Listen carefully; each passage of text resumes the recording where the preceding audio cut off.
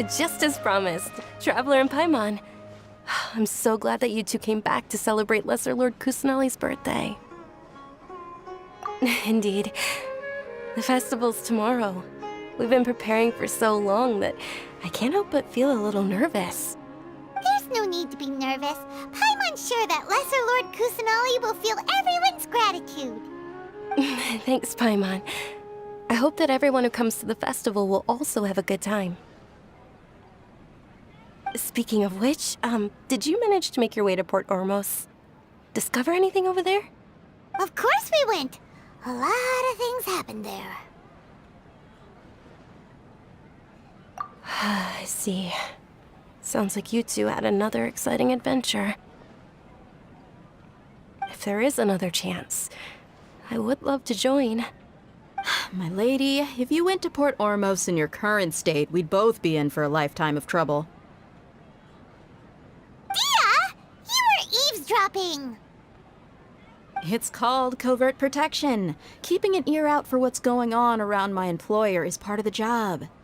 It's all right, Dia. I merely said I would like to go. I know better than to think my body could handle it. The festival's tomorrow.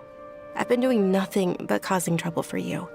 So Dia, please take some time to relax. I'll be fine.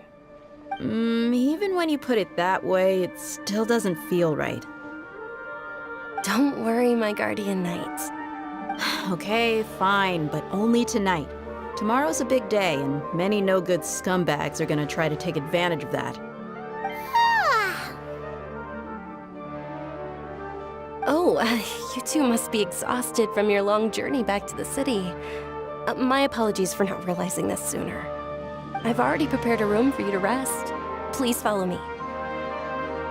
Whoa, you're so thoughtful. Paimon's so ready.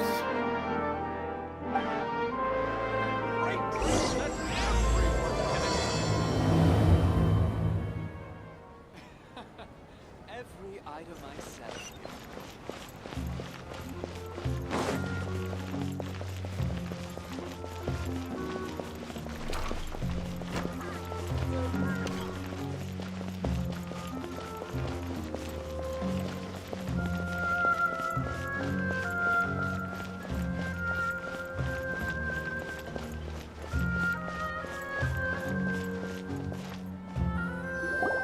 Here we are. It's also fairly close to where I've been staying. It looks really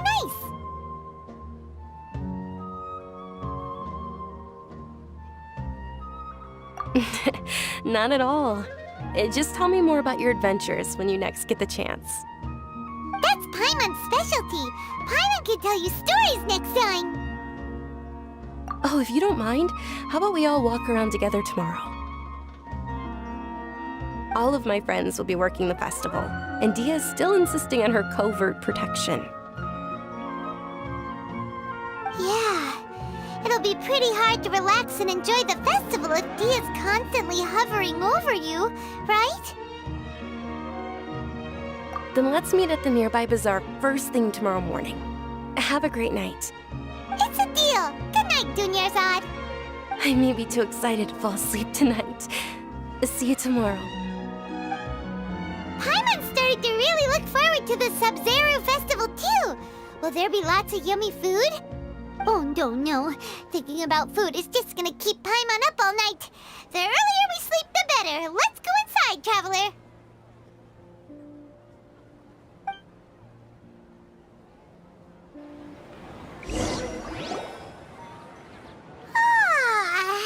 Did we oversleep? We should go meet Dunyarzad right away.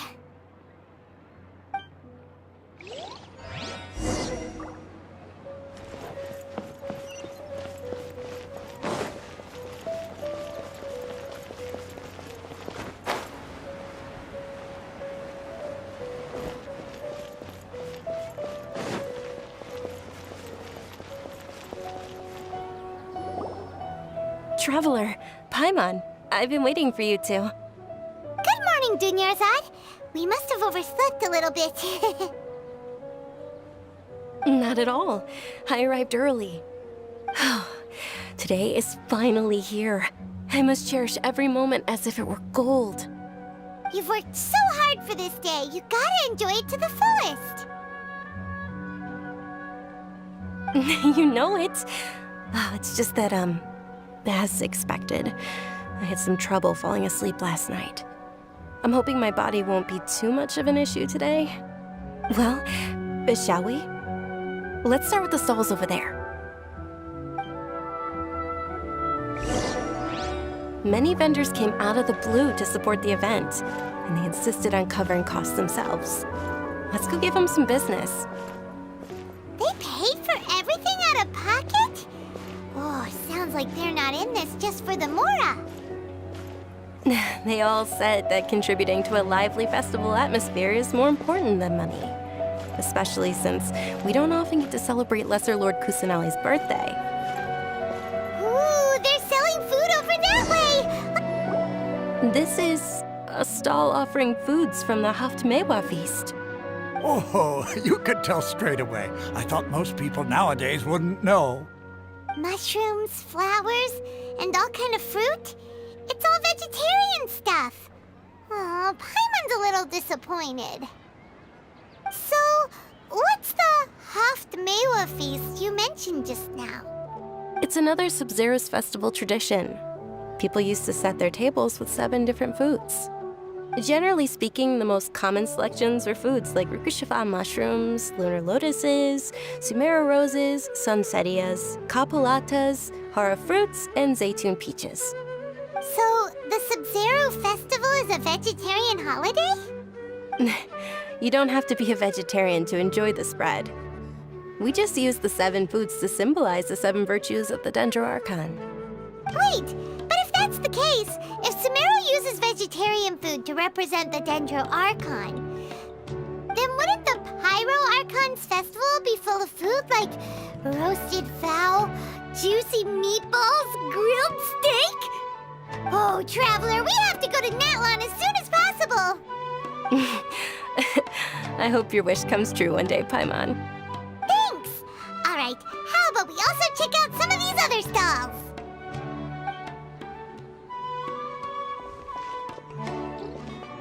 Dear customers, would you like to try your hand at alchemical divination? What's alchemical divination? Those 2 things sound like they'd be fun to try together. Right? I thought the same when I first heard about it. It is said to be a mysterious craft invented by none other than Lesser Lord Kusanali herself. So, how does it work? It's quite simple. After you give me any 2 alchemical reagents, I'll use them to perform a random transmutation. Sure sounds random. So random that it will probably fail. That is precisely what we need. After the transmutation fails, your one and only diviner here will interpret the remnants. Well, according to Lesser Lord Kusanali, everything is interconnected, and all that occurs can be traced back to fate. You could say this is a pearl of old wisdom. Why does everything sound so much more credible when Dunyarzad says it? Are you guys working together? So that's the true wisdom behind it. This young lady sure knows her stuff. So, how about it? Want to give it a try?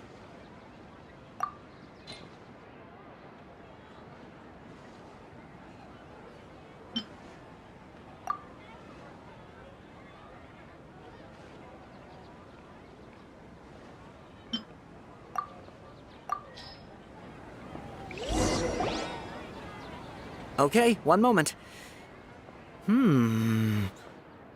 It's the moon. Paimon wants to take a look too! Is it? It looks more like a pie that Paimon bit into. Generally speaking, the moon signifies... It means... Wait a moment. Is he really looking it up in a book? Oh, I remember now. It means illusions and lies. Illusions and lies? That sounds rather ominous. Yes, but this book says that if you trust your intuition and overcome your fears, the sun will surely rise. He's not even trying to hide his book anymore. Naturally, fate will only ever show you the beginning of a journey.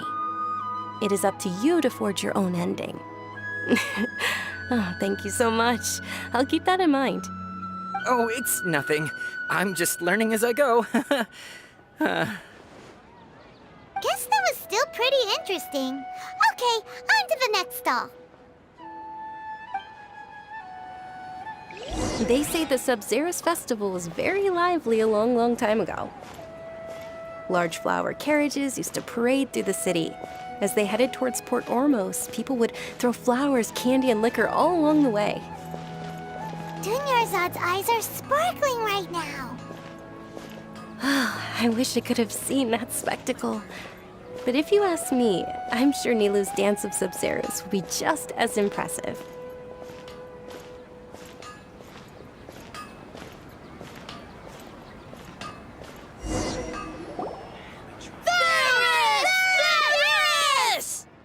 Attention! Soldiers, fall into formation if you want any Yalda candies.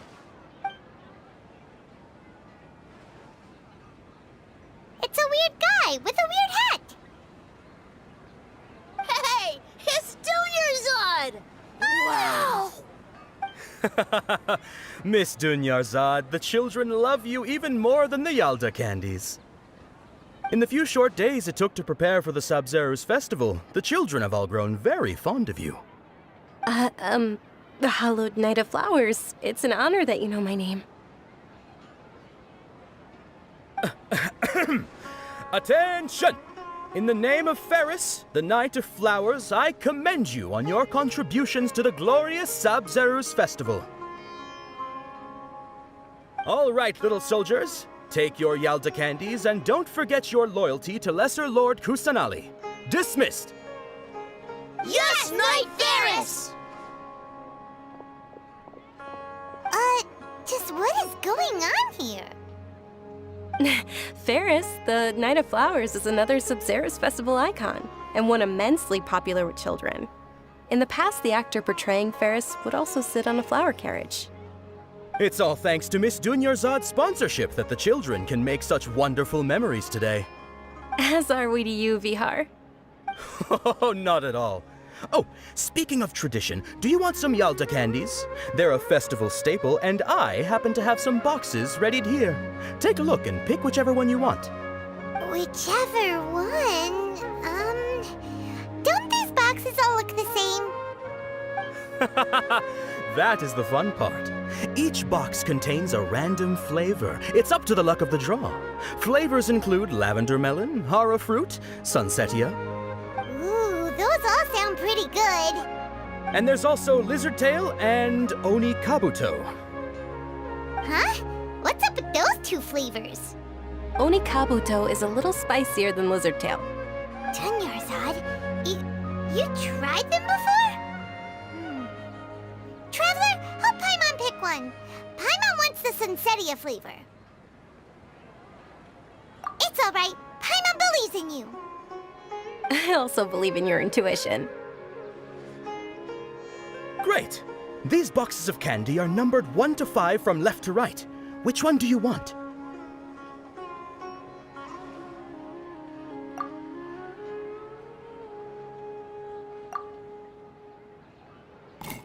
Attention! That's unfortunately Lizard Tail. Oh, Paimon thought you survived so many epic battles because you had incredible luck. But looks like Paimon was wrong. The Sunsetia flavored candy was in box number 4. How about this? The most important thing is that everyone has a good time at the festival. So please, take both boxes. Really? Thanks a lot, Knight of Candies. It's Knight of Flowers, not Knight of Candies. Paimon really wilted the carriageless Knight of Flowers. They all basically sound the same. We got our candy, so let's keep going. Oh, actually, I just remembered that I left something behind. Since you're here, can you come with me to get it?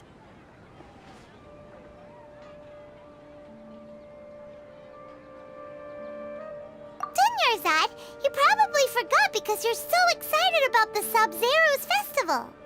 How embarrassing.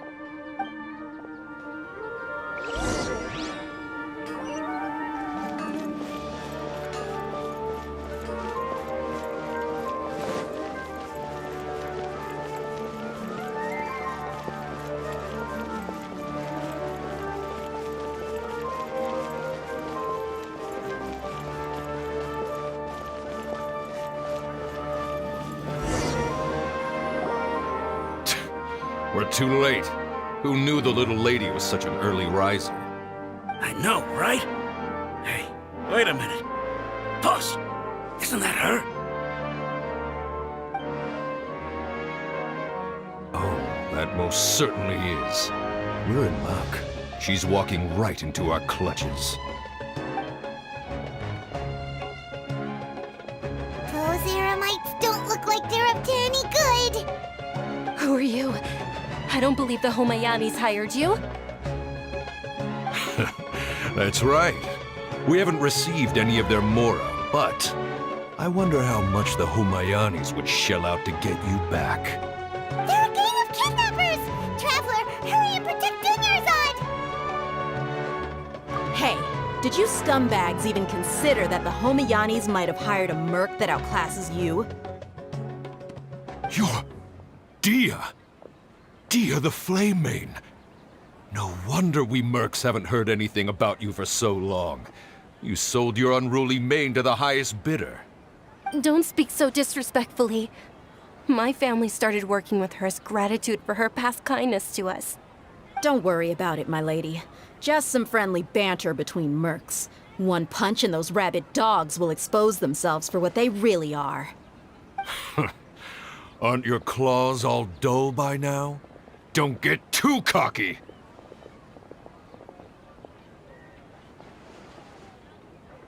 Traveler, take Miss Dunyarzad to a safe location. No, we're gonna stay and help. There's too many of them. You're right. All right, fine. Please be careful, Dia. Don't waste your time worrying about me. This is my job. Look out for yourself. After I've wiped the floor with them, I'll go find you all.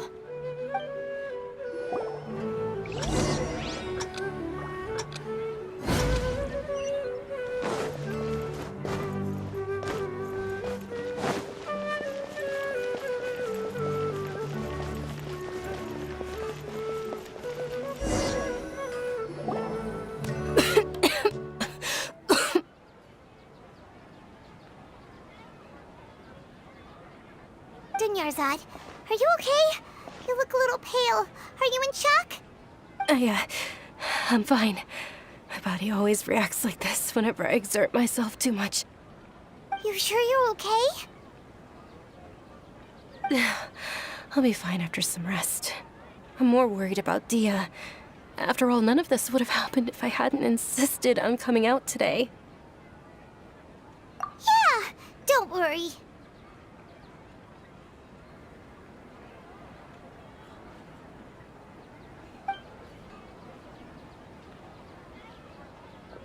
My lady, Traveler, found ya. Dia! You took care of them so fast! Any more of them? Or rather, did anyone follow you? Dia, your arm. Oh, this? I'm fine. It's just a scratch. Normally, they wouldn't have been able to land a hit on me at all, but I'm still getting used to this new greatsword. Please, let me take a closer look. Come on, it's nothing. Us mercs aren't as fragile as you think. Hold on, you said something about a new greatsword. What happened to the one you were using before? About that. Well, I sold it, because I was low on mora. Stuff like this happens every now and then. It can't be. The anonymous donation that was used for the venue's final round of preparations?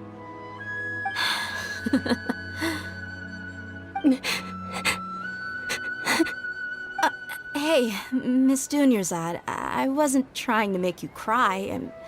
I'm not gonna lose my commission because I made my employer cry, am I? Okay, making your employer cry won't affect your commission, but selling your weapon without permission and getting hurt? I'll have to reevaluate your performance. You're so unreasonable, my lady. Thank you very much, Dia.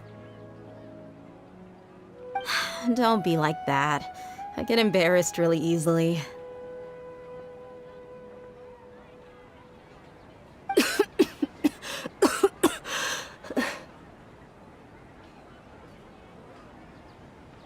Are you feeling unwell again, Dunyarzad?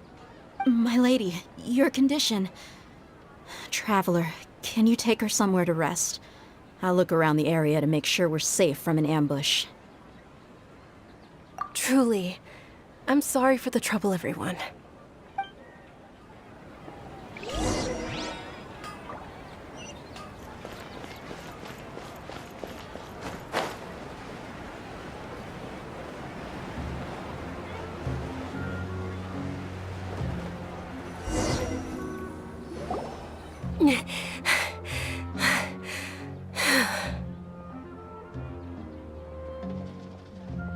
Are you feeling better, Dunyarzad? Yes, much better. Just give me a few moments and I'll be good to go. I didn't realize you were concerned about it. I guess I shouldn't continue to keep it a secret. I was actually born with Elazar. It's terminal now. Can't believe it's Elazar! Oh, you've already heard of Elazar. In that case, you probably know about its severity. Sumeru's current medical advancements still haven't been able to find a cure. The disease's progression can only be delayed through environmental therapy. Dunyarzad. There's no need to be sad. I've always lived with Elazar and I came to terms with it a long time ago. Compared to the simple fact that I'm afflicted with this, its effects on my life have been much more painful. I know that my family loves me dearly. They've done all they can to provide the best environment for me so that I can live for that much longer. However, I know I will one day succumb to this. Did you know? Before I ran away from home this time, the world outside of my home didn't even know that I existed. Since I was a child, all I could do was sit on my bed and stare at everything outside of my window. I'm sure my family's worried and disappointed in me for running away, but I just didn't want to have any regrets. I wanted to meet other people. To me, there's nothing more beautiful than being able to meet and speak with others. Not to mention the incredible time spent preparing for the festival. The joy on everyone's faces here, and all the support I've received from friends like Dia. This way, when my final day does arrive, it will be less sorrowful. At the very least, many people will remember that I once existed in this world, right?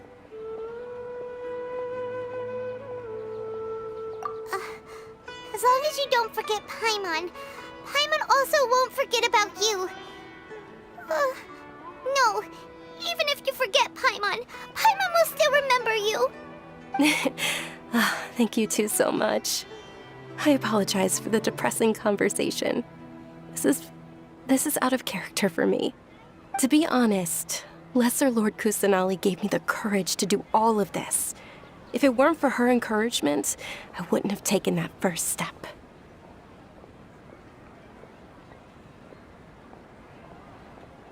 Thanks.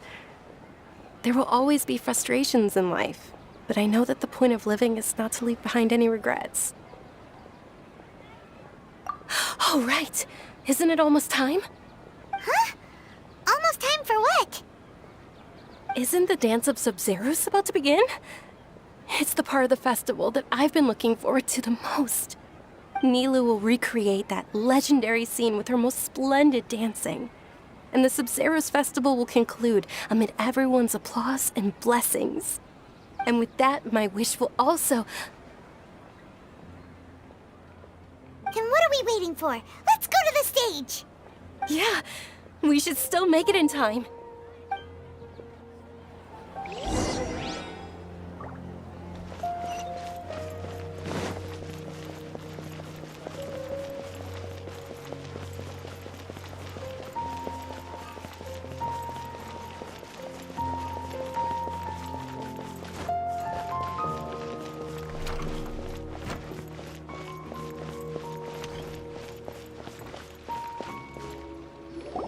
Were you not aware that the law prohibits this type of performance from taking place without prior permission? Over there! Someone's yelling at Nilou! I think I just saw the Academia's Grand Sage. Why is he here in person? But the Dance of Sub-Zerus is one of the key parts of the Sub-Zerus Festival. If we can't perform it... The Sub-Zerus Festival. The law also prohibits the private hosting of large-scale religious festivals. Only the Academia can host such an event. If you continue to resist, we will have to order an investigation into every single event organizer. The Grand Sage has already granted you much leniency. I advise that you exercise tact. How did things turn out like this? The Academia was originally responsible for the Sub-Zerus Festival, but they failed this responsibility for many years. I need to speak with them. This is a hard pill to swallow, but you're right. Things would only get worse. Art, dance. Aren't you ashamed of pursuing such frivolous and meaningless activities in this land of knowledge and reason? Our Archon created the utopia that is Sumeru City for all scholars who sought validity, verity, and truth, while people like you wish to defile it. No. I believe that our Archon never rejected the arts. Even the goddess of flowers dedicated a dance to her. With your lack of intellectual credentials, I do not believe you are qualified to debate with me. What you should be doing is finding workers to tear down this ridiculous eyesore.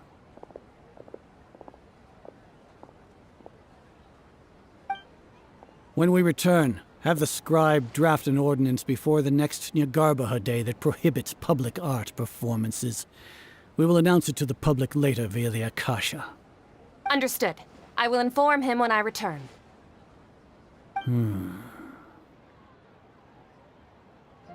The Sub-Zerus Festival. Go celebrate the birth of that god to your heart's content. Nilou, are you okay? Oh, Dunyarzad. You all saw that just now? The Grand Sage ordered us to stop the performance. Yeah. Let's go somewhere the Academia can't find us and perform there. But how do we let everyone know? And what about the atmosphere on the stage? Or we could get people to block them off so they can't interrupt the performance. No. They just threatened to investigate the organizers. If we were caught...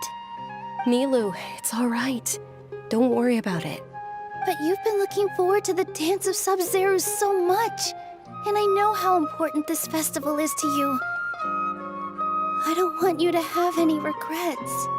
It's okay. Seeing you care this much about my feelings is more than enough. It would be too risky to continue the Sub-Zerus Festival at this point. I don't want to get everyone in trouble. If you say so. But you can sneak out for the next Sub-Zerus Festival, right? We'll make sure the next one is a smashing success. The next one. Yes. Okay. It's a promise. It will be a smashing success. I can't believe this is how things turned out. Those heartless geezers. It really is okay. There's nothing we can do about it. Still, I'd be lying if I said I had no regrets. I would have loved to see Nilou's dance.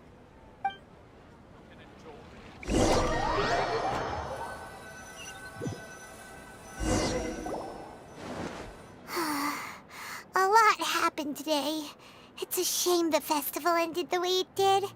Nilou and Dunyarzad promised to make the next Sub-Zerus festival a success, but Dunyarzad is running out of time. Yeah.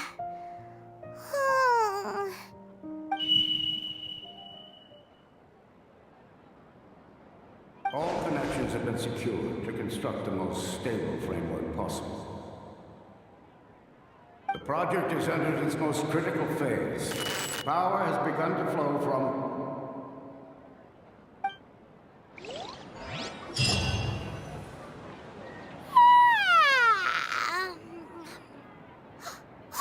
We're gonna be late! It's all because you wouldn't get out of bed! We should go meet Dunyarzad right away!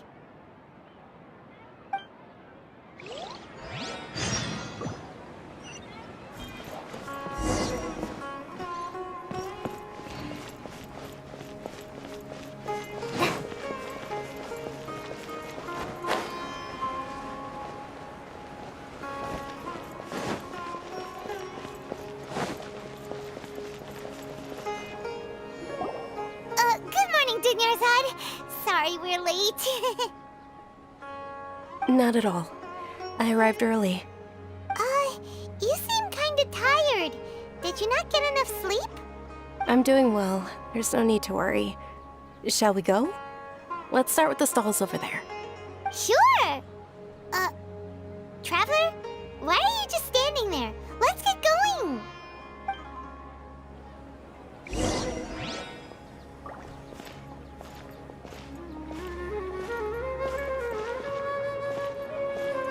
Ooh, they're selling food over that way! Let's go take a look!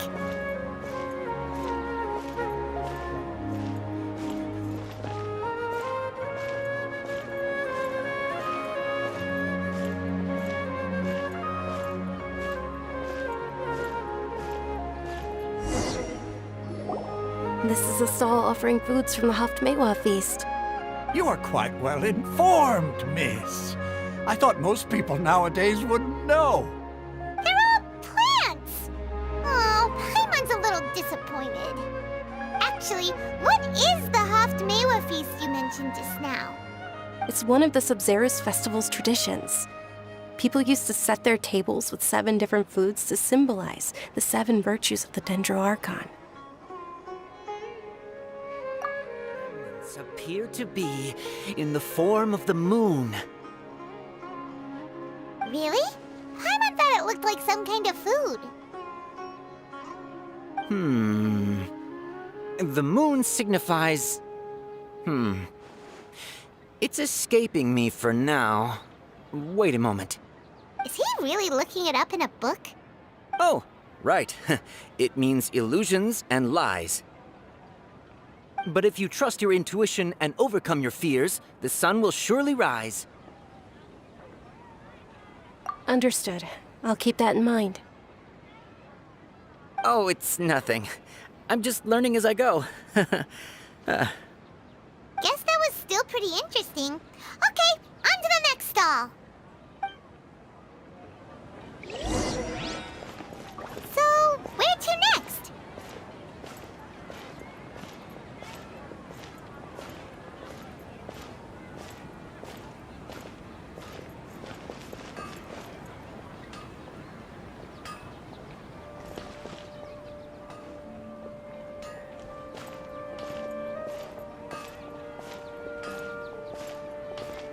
Things can go on like this.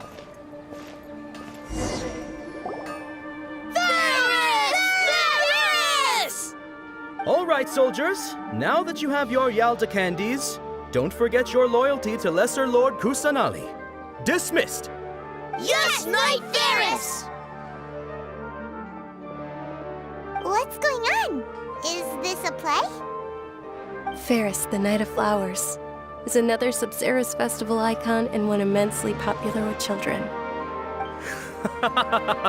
It's all thanks to Miss Dunyarzad's sponsorship that the children can meet the Knight of Flowers. Oh, do you want some Yalta candies?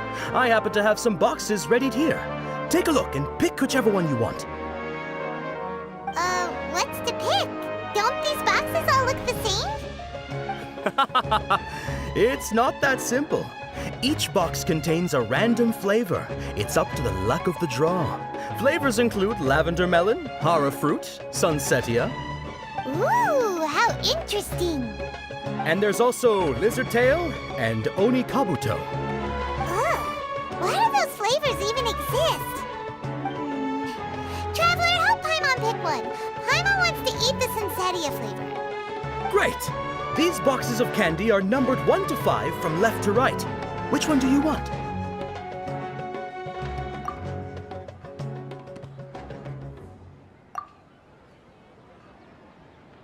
Ah, excellently chosen.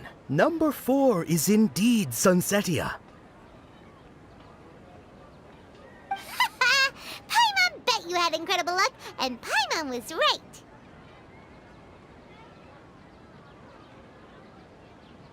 Huh? Are you saying that you instinctively chose the right box?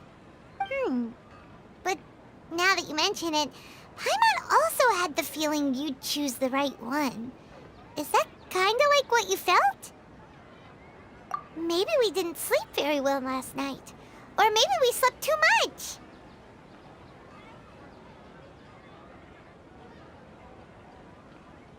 Oh, sure. Huh? Where are you going? You're just gonna walk off like that?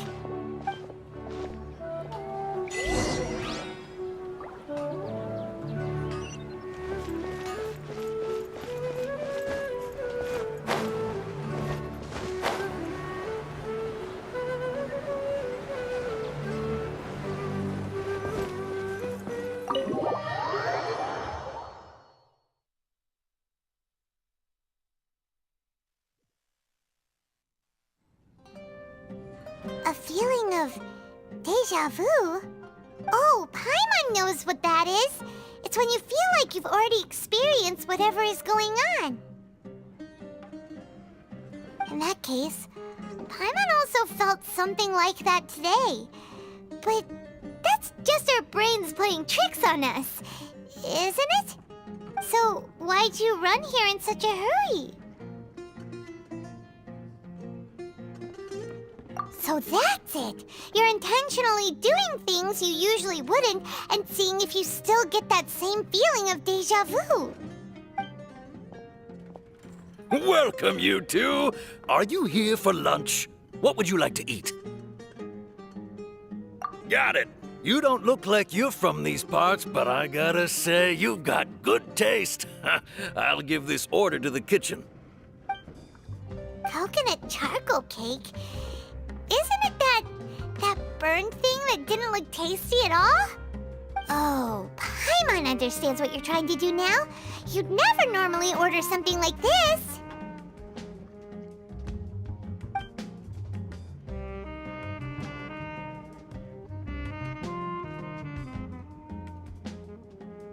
That thing? Are you really gonna eat it? Isn't this going a bit too far?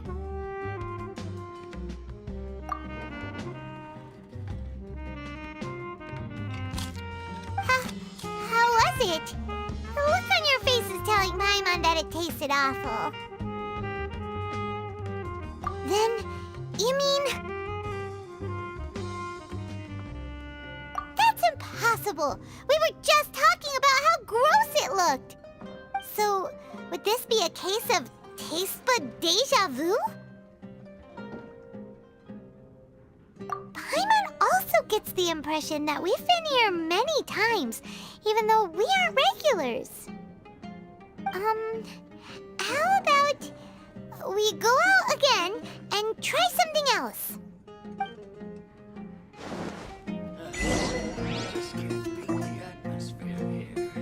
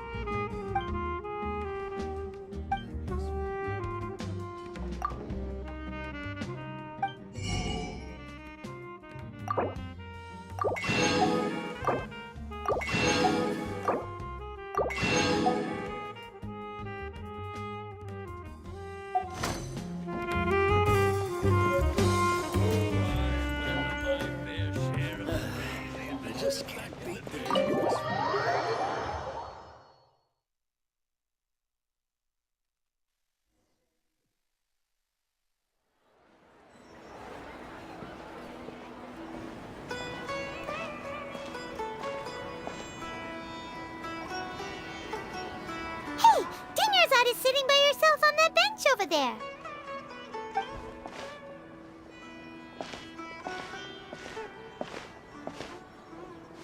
What a coincidence, Dunyarzad. We meet again. Why are you sitting here all by yourself? Oh, I ran into some kidnappers just now, but thankfully Dia came to my rescue. I started to feel unwell after that, so I sat down here. Kidnappers? Oh my goodness, are you hurt? I'm okay. Dia's arm got scratched, but it isn't serious. Whew. That's a big relief. But, Dunyarzad, you seem a little down today. It's the Sub-Zero's festival, and you've been looking forward to it so much! Not at all. I've always been like this. Excessive physical exertion or strong emotions tend to aggravate my illness. Besides, no matter how amazing today may be, it is but a single day. After however many more days, my time will come to an end. Paimon doesn't quite follow you, and Paimon feels like something's really got you down right now. It really is fine. I don't mind. Huh? Did something happen? Dunyarzad, have you ever felt deja vu? You know, like when you've already experienced something that's happening right now? Deja vu? No. But my days have been the same for years now. Even if I were feeling deja vu, I suppose I would already be used to it. Oh, Paimon sees. Then, is it only the two of us? It's almost time. Huh? Time for what? Nilou's Dance of Sub-Zeros is about to begin. Let's go.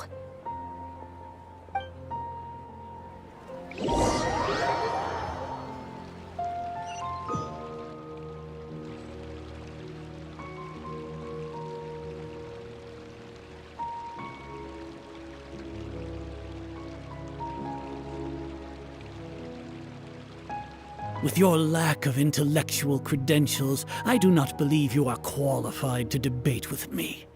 What you should be doing is finding workers to tear down this ridiculous eyesore.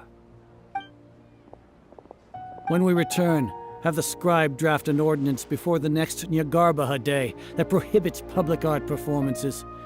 We will publicly announce it later through the Akasha. Understood. I will inform him when I return. The Sub-Zero's festival. Go celebrate the birth of that god to your heart's content.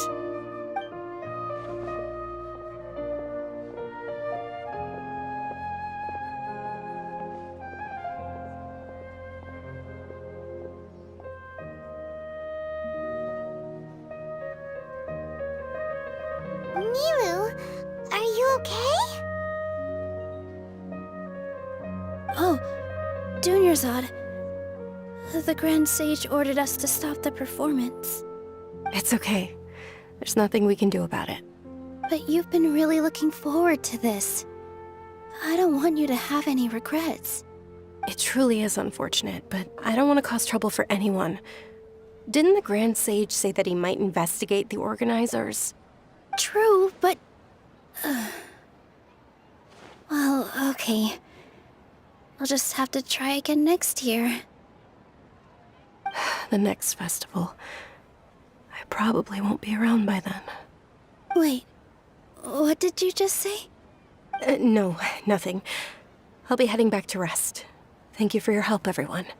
Paimon can't believe what those heartless geezers did!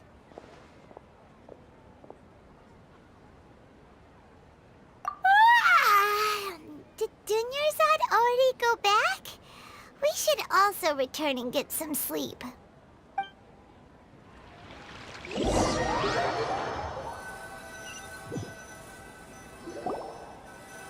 So, in the end, you still couldn't figure out what that deja vu feeling was all about? Maybe it really was because of exhaustion.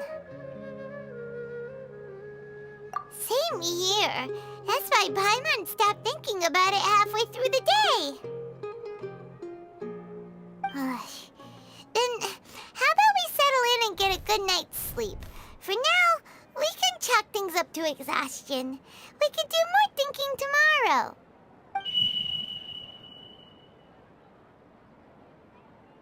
Observing a modest drop in the output of jnana energy, but values still remain within normal parameters.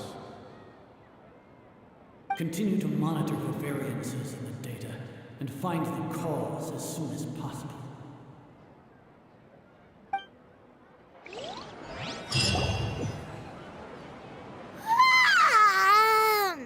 Why does Paimon feel so tired after so much sleep? Anyway, we should go meet Dunyarzad right away.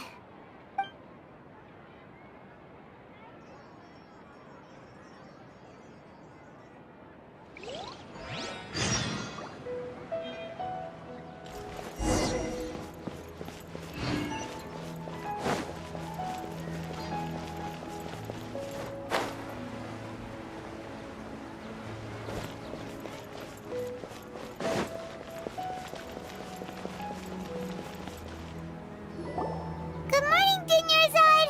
Sorry to keep you waiting. Not at all. I arrived early. Huh? Paimon thinks you sound kinda tired. Did you not get enough sleep? I'm doing well. There's no need to worry. Shall we go? Let's start with the stalls over there. Great idea! Let's get going! Traveler? Hey.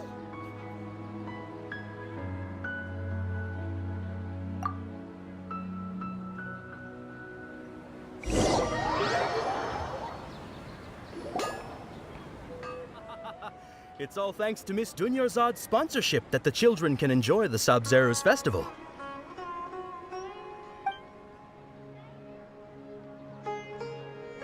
Oh, are you interested in Yalda candies? I have some boxes of candy here. Pick whichever one you want. Not much of a choice. All these boxes look the same. It's not that simple. Each box contains a random flavor. It's up to the luck of the draw. Flavors include lavender melon, hara fruit, sunsetia. They all sound pretty tasty. And there's also lizard tail and oni kabuto. Huh? What were those last two? She'll help me choose. Paimon wants to eat the sunsetia flavor. No problem. These boxes of candy are numbered 1 to 5 from left to right.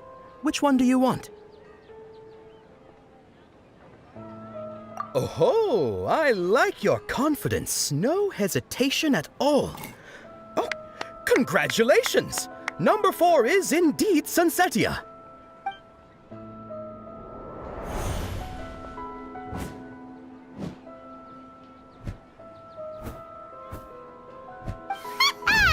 Paimon knew she always had incredible luck.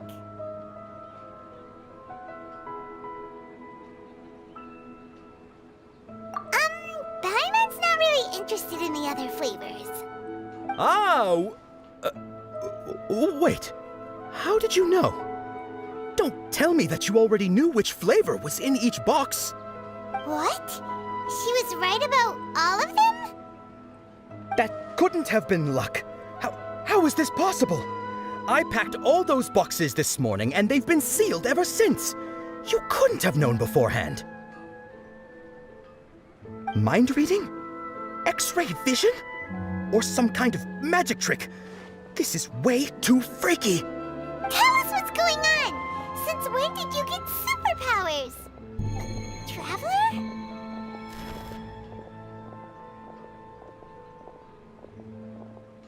Hey, where are you going?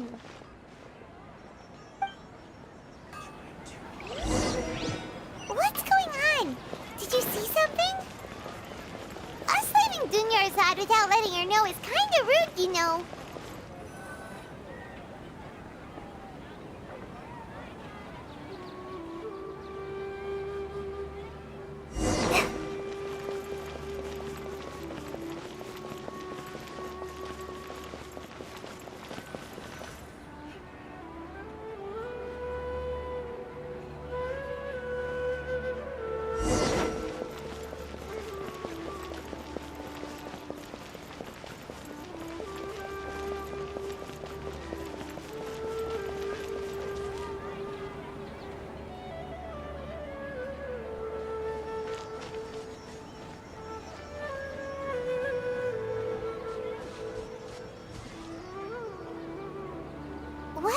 looking for?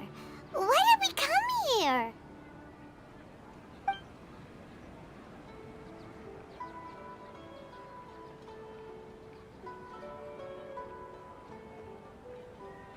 Traveler?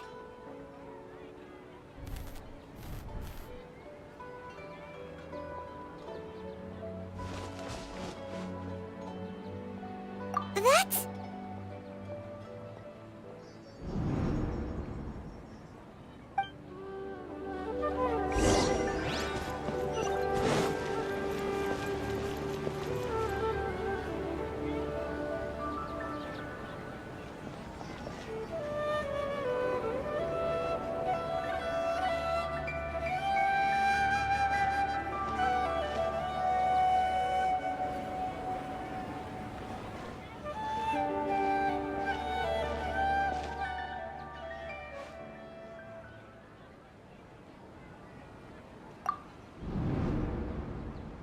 Look! That's... Isn't that Dunyarzad?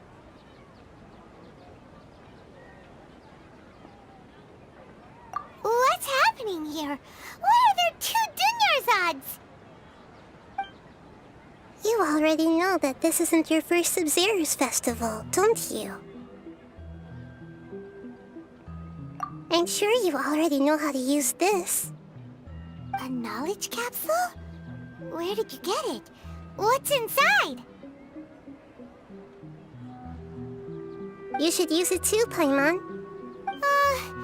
You know Paimon? Well, this seems kinda sketchy, but Paimon feels like this is what we should do.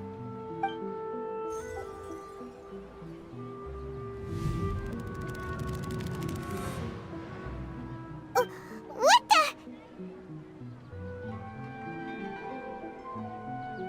This is our 20th time at the Sub-Zero's festival? Huh? No. The 30th? 40th? Just how many times have we been to the Sub-Zero's festival? Have we been trapped in a single day?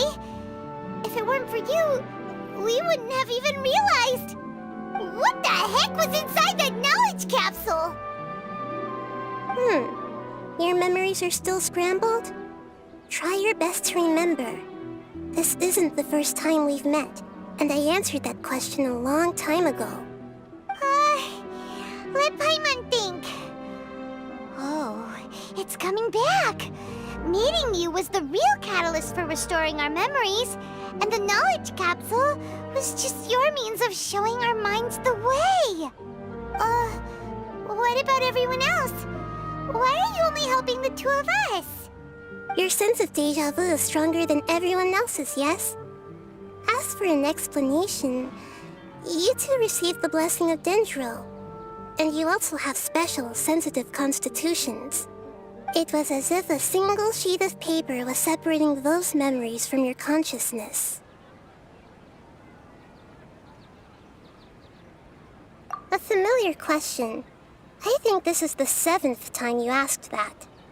As you can see, she isn't doing well. You probably sensed it too.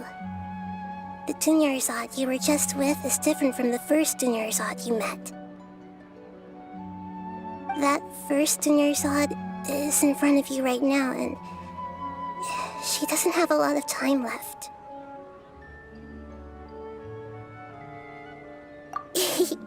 Looks like you're almost done sorting out your brain.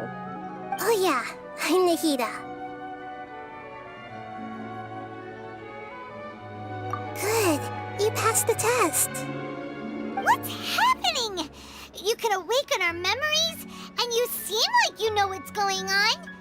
Oh, wait, please don't tell Paimon even you don't know. Everything in this world runs in a loop. This cycle is called a samsara. You, me, and everyone else are all stuck inside a one-day samsara. As for the truth, that's on you to find out. If you were told the truth instead of discovering it yourselves, it would literally blow your minds. I don't know how you'd be after that. I can only give you surface-level help, like bits of information and subtle hints. For the rest of the time, I'll be doing all I can to slow down Dunyarzad's illness. She looks like she isn't doing well at all. Her illness gets worse after each Sub-Zero's festival. If we can break out of the samsara, I might be able to save her. But as things are right now, she's just a small bird in the sky that's about to lose its last feathers. All I can do is raise a gale to delay her fall. You sure love to use weird analogies. Analogies are wonderful tools. They let you use existing knowledge to understand unfamiliar things. Okay, so, with what you know so far, what do you think the truth is?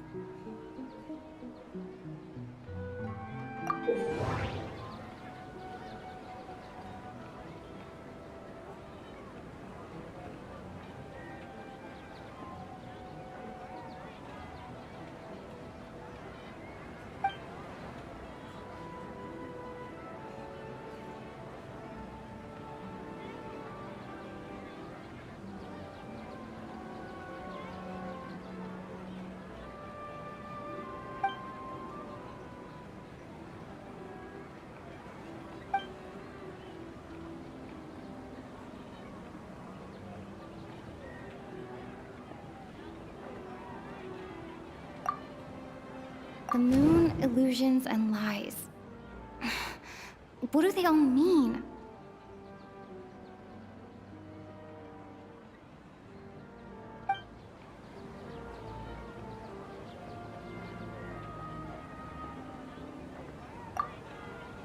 What's happening right now seems to have happened before. This feeling has been getting stronger and stronger.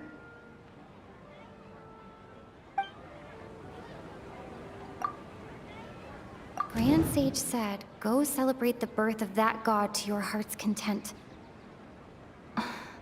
Did he mean something more?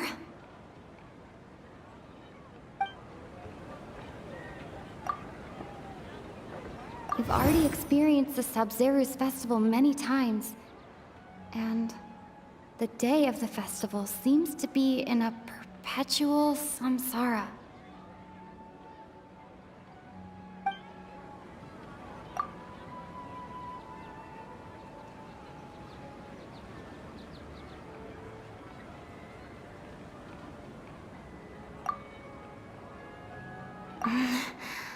I can't seem to cohesively piece everything together.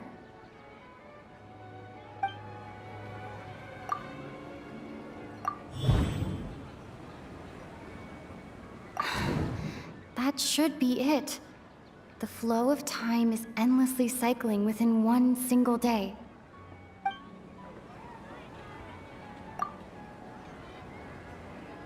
That doesn't sound right. I need to carefully think things through.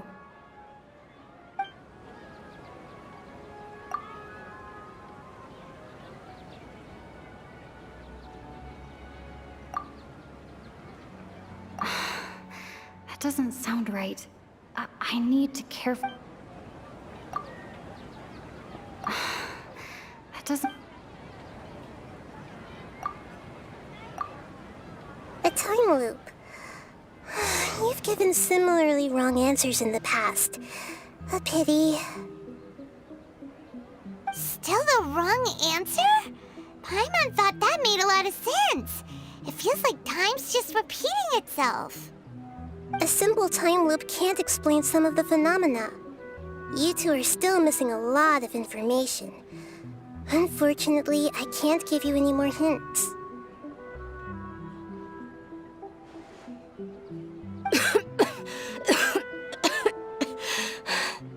Dunyarzad. The Sub-Zero's festival is happening every day, but that doesn't mean we can waste an infinite amount of them. Hurry and find the truth before today's festival ends.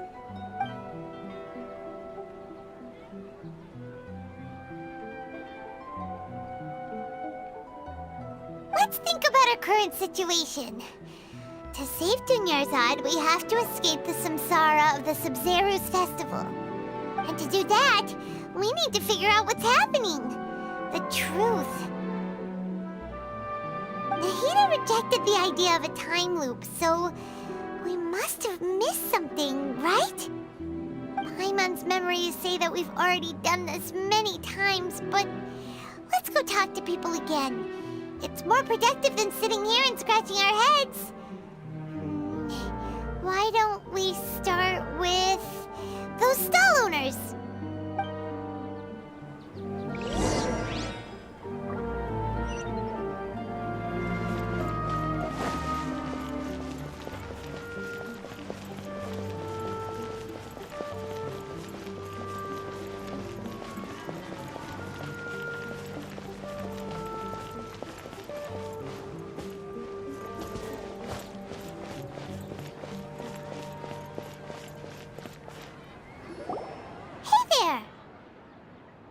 Hey, it's you guys again. Where's your cultured friend? She's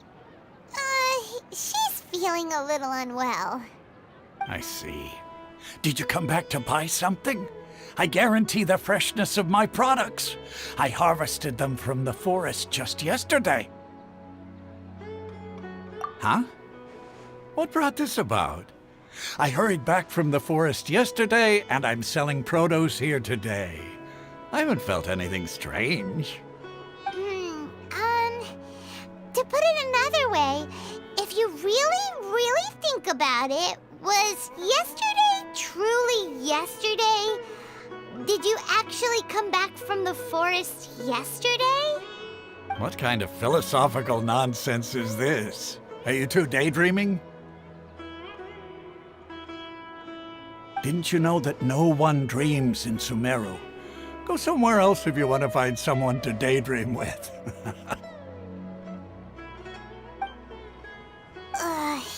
He actually has a point. Is this a dream? Is everyone dreaming? True. It's so weird that people here don't dream. Why is that? Anyway, if this all really were just a dream, we would have woken up a long time ago. Let's keep asking around.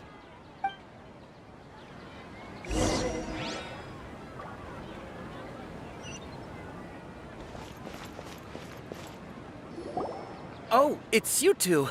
Was my divination so accurate that you felt compelled to compliment me in person? Ooh, I knew it! I told you, the god's divination is highly accurate. You just hadn't fully understood its significance yet. You're really excited about this, huh? That's exactly why we came back. Help us better understand it. Help you better understand it?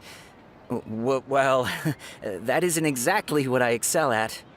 So, you're admitting that you don't have a clue? Anyway, what kind of situation did you get into?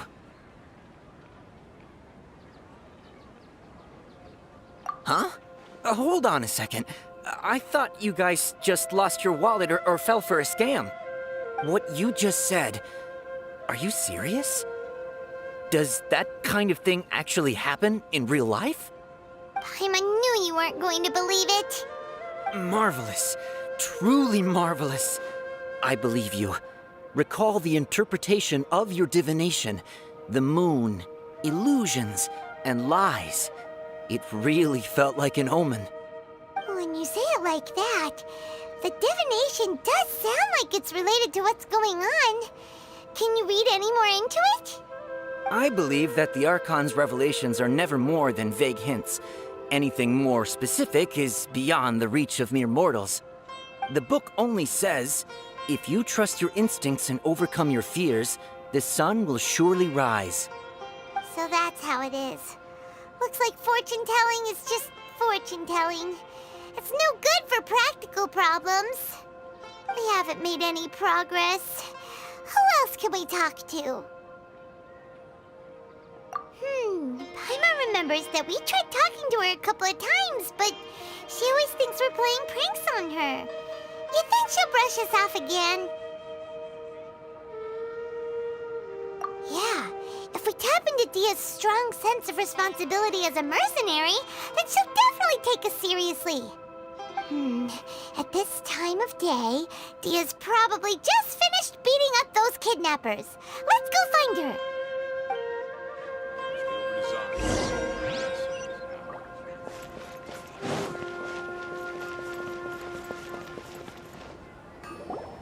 I'm fine, my lady. It's just a scratch. Perfect timing. Both of you are here. Paimon, Traveler, you came at just the right time. Listen, there was a dangerous Huh? You saw? Then why didn't you jump in earlier? If someone was protecting Miss Dunyarzad, I could have went all out. Anyway, can you do something for me? You want the Traveler to take Dunyarzad somewhere to rest up while you check to see if there's still any kidnappers around. Did Paimon get that right? How did you know what I was going to say? We need to say something convincing.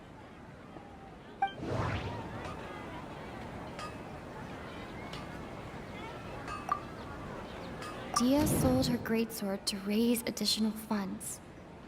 And then she was injured because she wasn't used to her new weapon.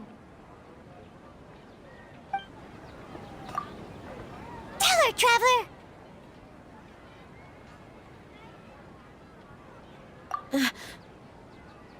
I didn't tell anyone about that. Including Miss Dunyarzad. You couldn't have known.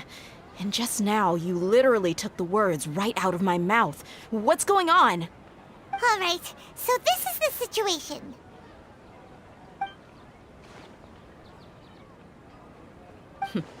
It's kinda hard to believe what you just told me. First, let me make something clear. Most of us desert dwellers might not be the scholarly type, but we do have basic common sense. She's quieter than usual. Uninterested in anything and really gloomy. Yeah, she isn't the same as before, but her parents said that this is how she was like at first. Huh? At first? I don't quite understand what you're all talking about. I'll go rest on the bench over there. My lady, are you angry?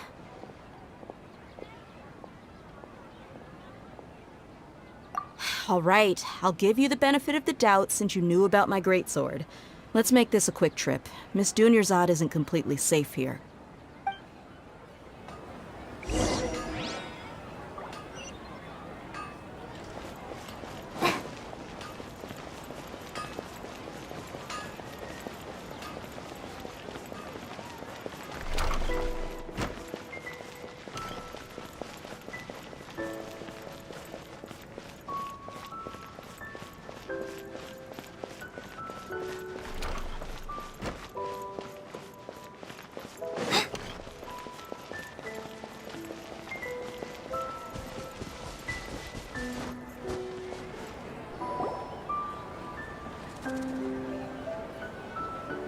Nahida!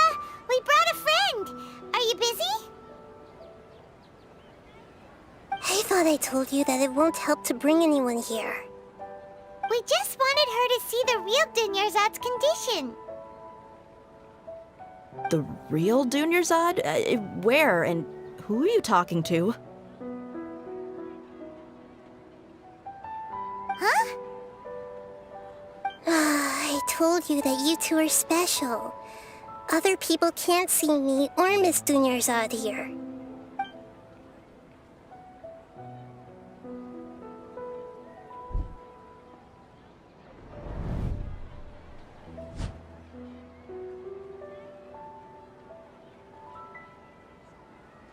Hold on. Over there. Is that? Wow. How perceptive. Does she have invisible antennae? Miss Dunyarzad, she's lying down here, isn't she? How's she doing? Her condition's really bad, and she's basically in a coma. How did you know she was here? I can sense her aura. There are also lingering feelings of something like regret, or disappointment. What happened? Do you believe us now? The Sub-Zero's festival has been repeating itself. So, you think the sages are behind this? Yeah, they've always been against us. Wouldn't surprise me if they're using the Akasha to intentionally repeat the Sub-Zero's festival as a sick joke. You have a point. Aside from the Dendro Archon, the Academia's sages are the only ones in Sumeru who could pull off something like this. Maybe there's more to the Akasha than we know.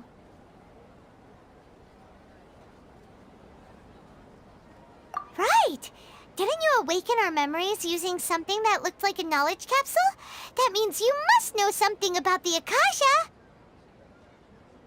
The Akasha relies on the power of a gnosis to operate, as it is the manifestation of the God of Wisdom's power. It compiles the wisdom of the entire populace, and it grants knowledge to the people. A gnosis could do that? No wonder the Akasha is so magical. It's being powered by the gnosis of Sumeru's Archon. So, this Nahida you mentioned, what did she say? She said, and Paimon quotes, "The Akasha relies on the power of a gnosis to operate, as it is the manifestation of the God of Wisdom's power. It compiles the wisdom of the entire populace and it grants knowledge to the people." Compiles the wisdom of the entire populace and grants knowledge to the people. Wait. I get the grants knowledge part. That's what people have always used the Akasha for. But compiling the entire populace's wisdom? How does that work? Did she mean that the sages enter new knowledge into the Akasha? Oh yeah, that sounds about right. What do you think?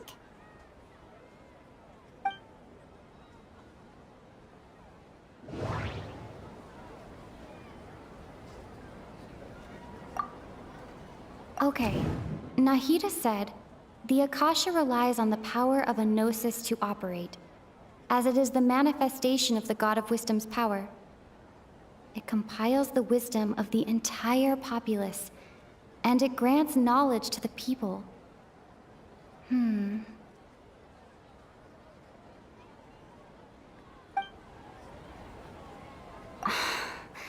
doesn't sound right. I need to carefully think things through. People in Sumeru don't dream. What a strange phenomenon. That doesn't sound right. I need to carefully think things through. My mind feels exhausted, even though I haven't done too much thinking. What is going on?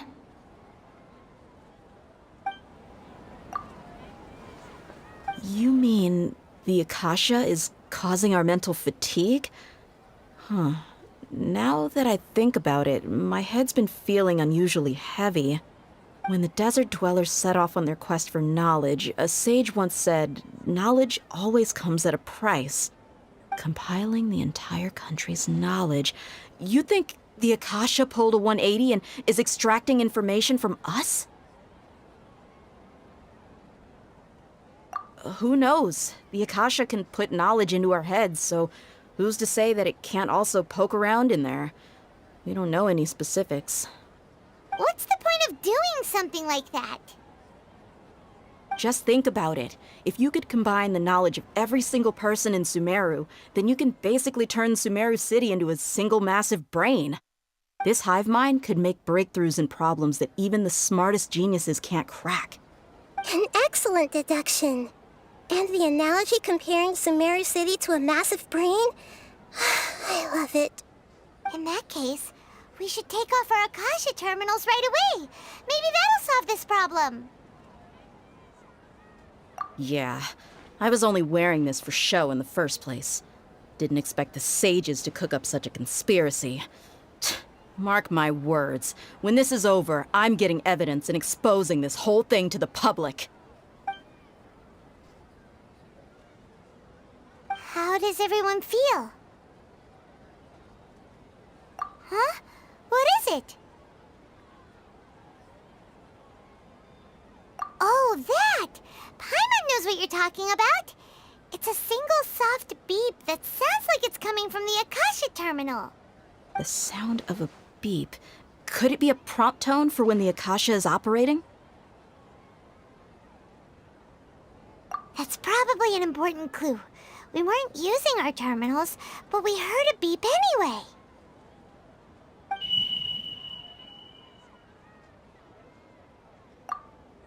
Traveler, did you hear that? I heard it too.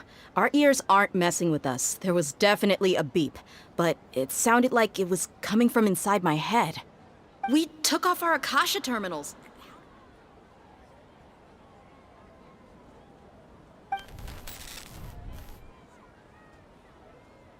Phase runtime has exceeded its expected length. At this rate, there may be casualties. But we cannot lose all of our progress.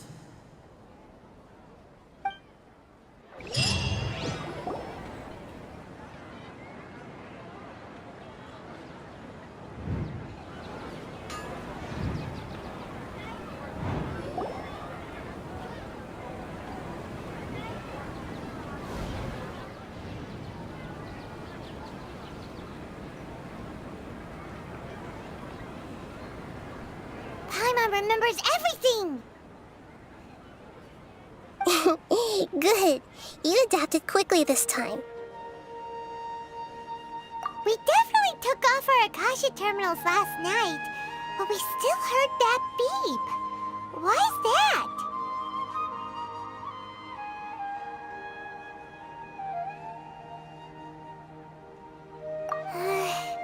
But now we can at least confirm one thing. The Akasha definitely has something to do with whatever's trapping us in this cycle. Oh, Paimon doesn't get it. Why would the Akasha go this far if all it wants is everybody's wisdom? It's extremely difficult for lab rats in an experiment to understand why they're being treated the way they are. If we're lab rats, then what are you? Nahida, you've never told us anything about yourself. I guess I'm the moon. The moon? Wasn't that the result of our divination? Anyway, knowing who I am won't help you get closer to the truth, so you should focus on other things. Don't get distracted and miss any clues. Okay then. Dia helped us a lot yesterday, so let's go find her. If Paimon's reading the time correctly, those kidnappers should be showing up soon.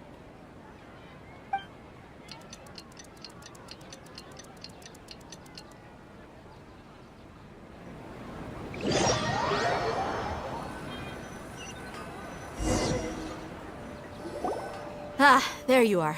I've already taken care of those kidnappers. My lady, did you get hurt? Dia? What's wrong? Why are you both gawking at me like that? You didn't get hurt this time. Huh? What do you mean this time? Why are you so surprised that I managed to get out unscathed? Those kids were amateurs.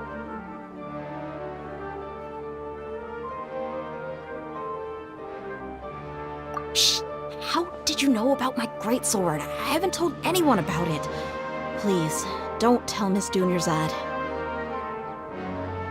So Dia's lost her memories after all. Anything strange? You already know that I got a new greatsword. If I had to say something, it's weird how such a new weapon could feel so familiar. It's as if I've already used it to fight a countless number of battles. You're saying that although you don't remember using it, your body feels like it does? That's right. Both mercenaries and warriors heavily rely on muscle memory. Only knowing the theory of battle won't get you anywhere. Traveler, what do you think? Yeah! Paimon's feeling really hopeful. you're right! Earlier in the Samsara, something like this would have never happened! I have no clue what you two are talking about, but it's still dangerous here, so... So you want us to take Dunyarzad somewhere else to rest while you check if there are still more kidnappers around, right? How did you know what I was gonna say? Can you read minds? Forget it. Go and do your thing.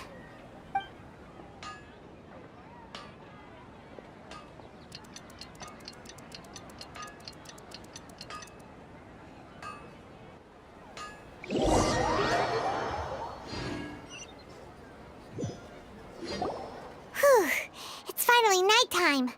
Aside from Dia not getting injured, everything seems to have stayed the same. Listen, Nahida, we found out that Dia got out just fine today, even though she got injured every other time she fought the kidnappers. Do you think the Samsara has been broken? Have we saved Dunyarzad? Really? Good job on all that progress. Get some good sleep tonight. Hey, what kind of an answer is that? Tomorrow will come. Everyone assumes this is common knowledge, but the only way you can know that for sure is if you experience tomorrow. How many todays has it been? Is it possible that today will be followed by yesterday? Does tomorrow truly exist as anything beyond a made-up concept? It's even possible that this entire world is a lie, and the history of the whole world has just been one endless Sub-Zero's festival. Okay, no more. Paimon's brain is already shut down. That's why it makes no sense to waste your energy thinking about things you will learn tomorrow. Get some good rest. You know, use the bathroom and flush your anxiety dookie away. Huh? Hold on, what did you just say? Did Paimon hear you correctly? Huh? People always say they feel a sense of relief after they take a duk-duk. That's why I suggested you could try that. Is that so strange?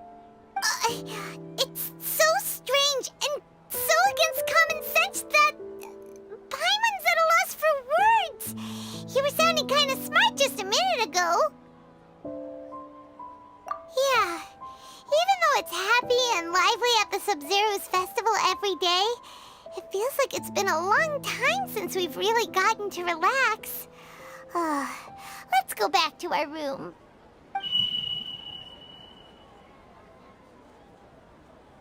Continue the harvest. Compared to what we stand to achieve, these sacrifices are trivial.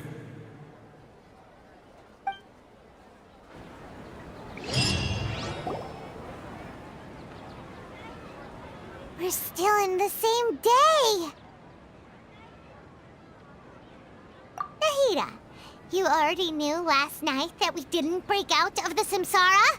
Why did you tell us? Would there have been a point? You would have spent the night with new worries, with tomorrow still out of reach. In that case, you might as well rest within that brief moment of hope. An opportunity like that doesn't come by often, and I thought it might help you clear your minds. Paimon thought the Duke did that!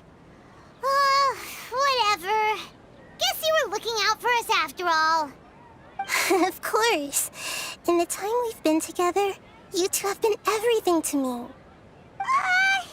Paimon's flattered and everything, but maybe you're taking things a little fast. What I mean is, even though I had asked you to solve this puzzle, you two are still the only ones who can see me and sense my presence. In other words, if you weren't here, I may as well not exist. That's why you two have been everything to me. Get it? Nahida's talking about confusing stuff again. Anyway, that's enough chit-chat. So, Traveler, did the new clues yesterday help you gain a new understanding of the situation? Huh? Why are you scrapping your previous theory? Oh yeah, you're right! Gosh, how did we not notice that? In a simple time loop, people's physical conditions should also reset. So, what's your new hypothesis?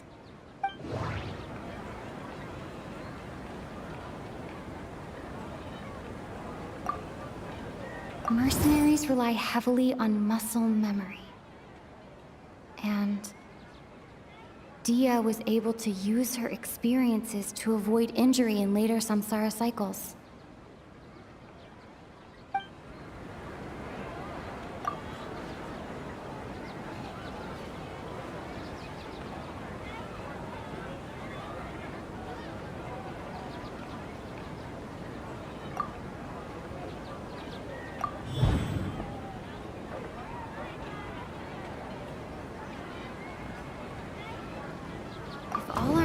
Of a day are erased at the end of that day, then we would unwittingly relive that same day again and again.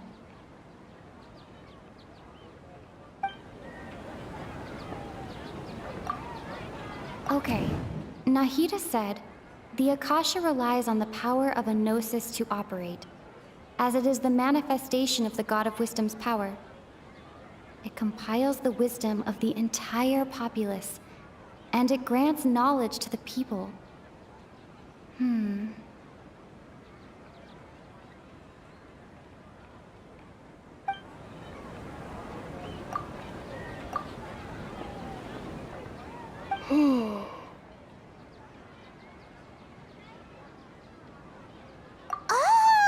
Then the beep we hear every night could just be indicating the deletion of our memories! That's why, when we wake up, everyone thinks the Sub-Zero's festival hasn't happened yet. It's already the next day, but everyone still thinks it's the day before. But muscle memory can't be erased. That's why Dia has been getting better at using her greatsword. Now everything makes sense. A brilliant deduction. Nahida, tell us if we're right or wrong. To put it simply, it's as if you've mistaken a pyro crystal fly for a firefly in the night. You lost sight of its true nature because you focused too much on your perception that it glows. That isn't simple at all! Why don't you go talk to Miss Dia again? You might learn something new. Right! She did help us find our latest clue after all. Let's go!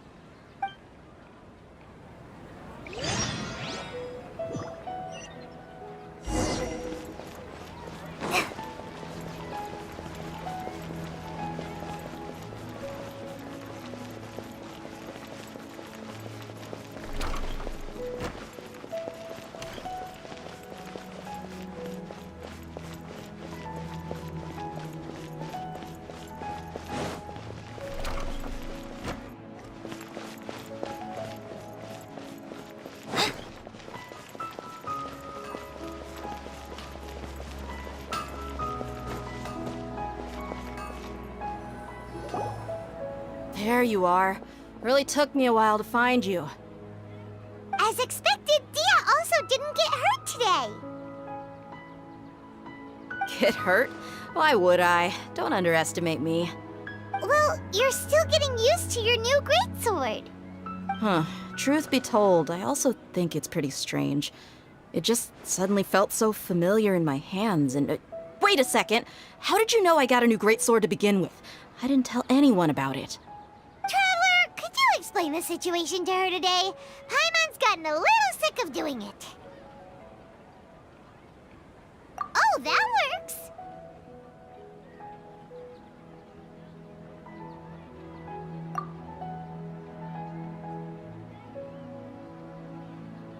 What happened to you guys while I was gone? Did you get brainwashed by some cult? Don't think too hard about it. Just take what we're saying at face value. All right then, let me get this straight. You're telling me that my body's already gotten used to this great sword, but my brain just doesn't remember it? Yes, your memory's being erased every day. Then I'd have to disagree. That's impossible. Oh?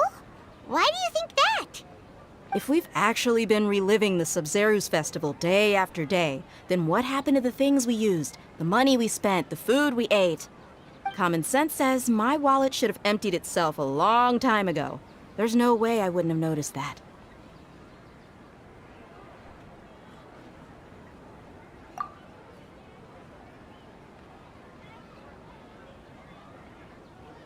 Right! They could use the Akasha to record what everyone did that day, and then use the city's resources to replenish everything! It's not very likely, but it's also not impossible. No, it is impossible. I've got proof. You have proof? Where? You two are surprisingly serious about this nonsensical discussion. Fine, I'll play along for a little longer. Come with me, Miss Dunyarzad. Please come along as well. I still can't guarantee that this area is safe.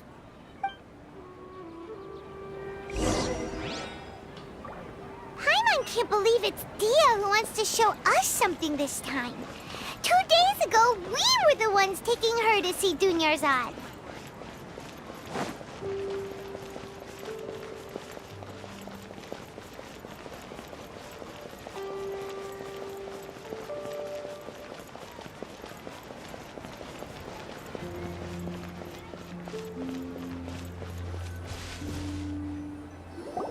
This is it. Huh? This is a wooden training dummy. What about it? See those marks on the dummy?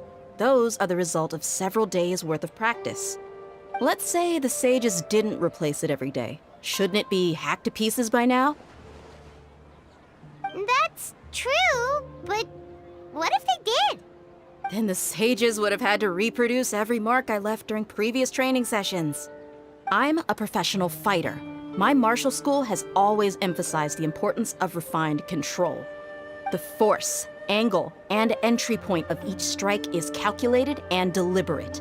That's why I remember every mark on the dummy, as well as my state of mind as I made each strike. It's just as they say, each swordsman has their own unique style, and even the same swordsman can't make the same cut twice. It would be impossible to copy these marks. Is it really impossible? What if they used some fancy machine to carve every single mark?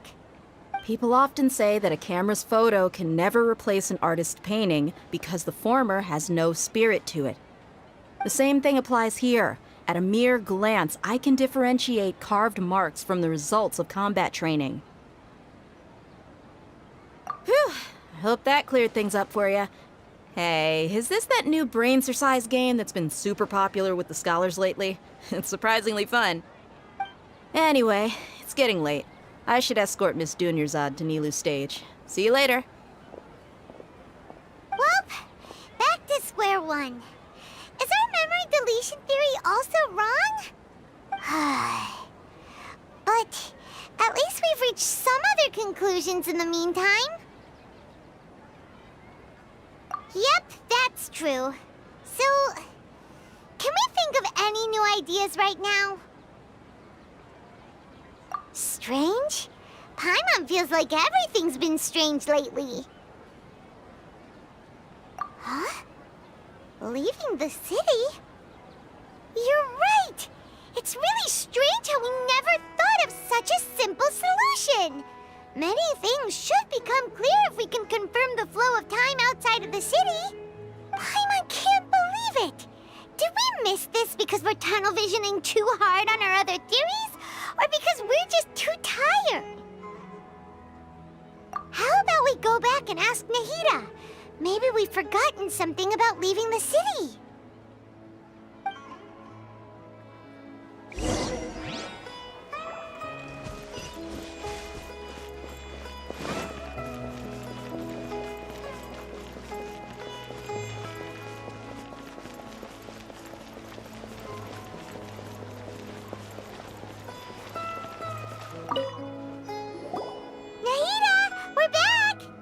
You're back early today. Did you find something new? Sort of. We're mostly sure now that we're not in a time loop. And we also aren't in the real world. But at the same time, we have a new question. Leaving the city. As far as I remember, you've mentioned your plans to do that twice before. We did? But we don't remember anything. What talked about those plans. What did we say when we got back? Let me think. I don't think you ever actually told me what the outcome was. Oh, it's probably more accurate to say that both times you never came back the whole night. But you two sometimes stay out the entire night anyway, so at the time, I didn't think too much about it. It is true that sometimes we lose track of time during our investigations. Before we know it, it'll already be the next day. But still, neither of us remember anything about leaving town. Really? That's kinda strange. In theory, I should have already awakened all your memories. Yep, something here's definitely fishy. Let's get to the bottom of this tomorrow.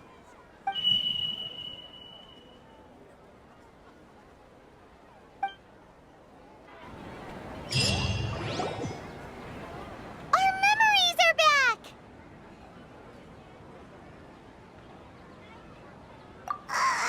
About that... Well, where should Paimon begin? Traveler, aside from your memories that were just restored, I have another message for you. Listen to it and you'll understand. Can't go back. There are countless spaces here. Our Sub-Zero's festival in Sumeru City is just one of them. Traveler, you should be missing 2 days worth of memories. Paimon will fill you in. It's time to carry out our plan from yesterday. Okay, let's go!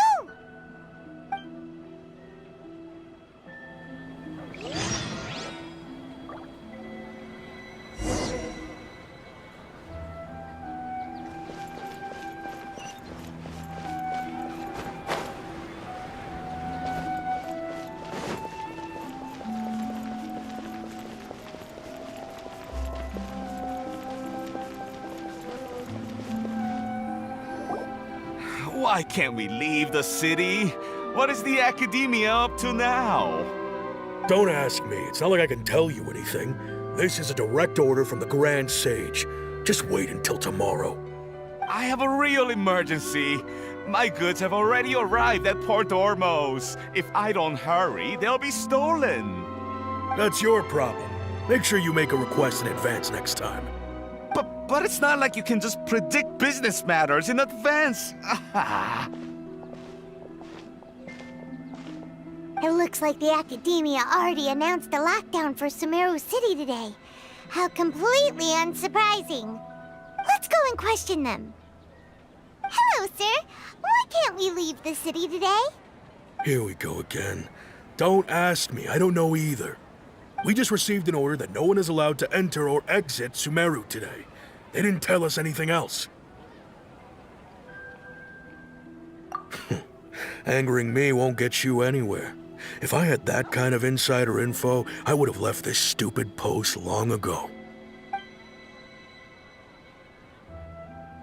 It looks like he really doesn't know. If we can't get anything out of him, let's take matters into our own hands. Why don't we climb over the walls? Those guards can't be everywhere at once. This is a good spot, and the guard hasn't noticed us at all. Let's hurry! Huh? Why? Are you going to leave Paimon behind? But what if things get really weird out there and you get into some trouble? Then Paimon won't be able to help you.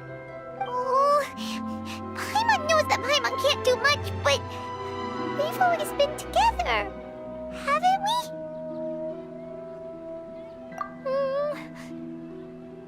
Okay. Paimon will wait for you. Promise Paimon that you'll come back as soon as possible.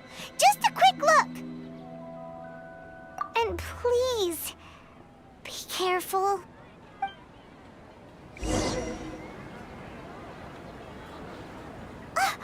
Memories!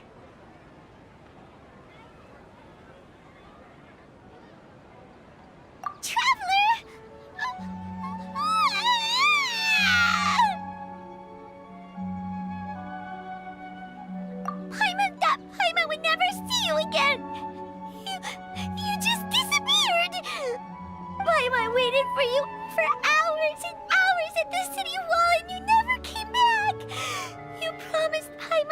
were only taking a quick look.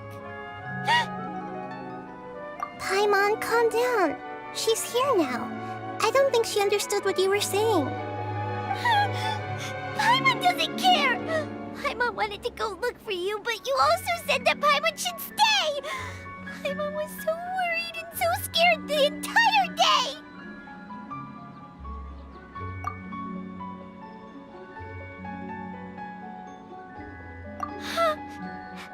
Okay. Paimon will forgive you. The most important thing is that you didn't actually disappear. Oh, Paimon was so scared that you had gone into another world! Okay, Paimon, can you tell us your perspective of what really happened yesterday? I see. Using two people's different perspectives. After that, you left the city. Paimon kept her eyes on you the whole time, but then you disappeared in an instant.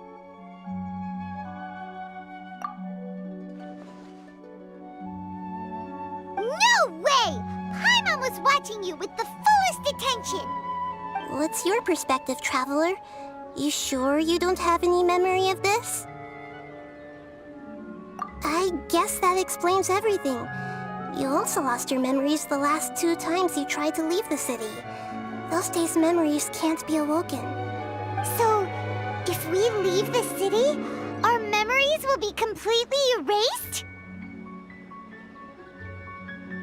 It really sounds like something big outside of the city is being hidden on purpose. But this way, we'll also never discover what's outside. Something like a message? But how can we send it back? Don't look at me like that. I'm not used to being stared at. Well... Okay. You want something that can pass on messages, right? Give me some time and take care of Dunyarzad for me. Yep! Now we're talking!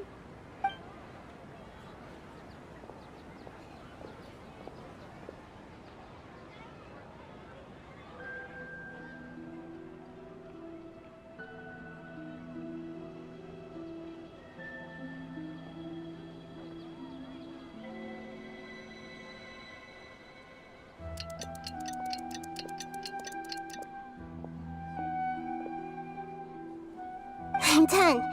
Here you go. What? Isn't this just an Akasha terminal? You made some little changes. Akasha terminals are already capable of sending messages. I just tweaked it so that it could connect to any node. To make something like this?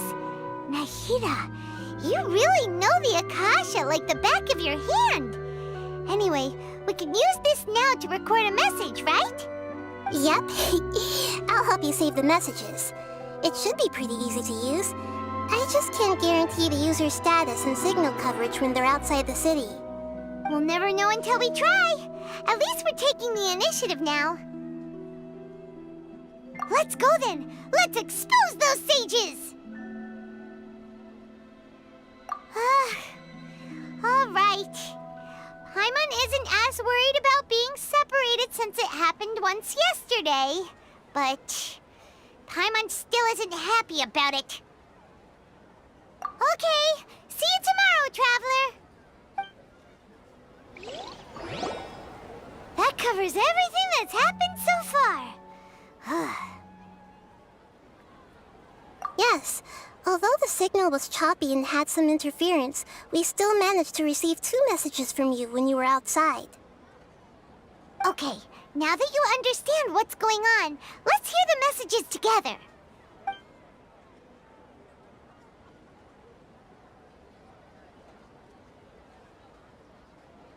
Can't go back. There are countless spaces here. Our Sub-Zero's festival in Sumeru City is just one of them. I've entered another space. Before me are flowing sandstone and howling fish. Impossible and surreal sights. All these spaces are empty, except for the occasional ones that contain mute puppets rather than people. I can't sense any human presence.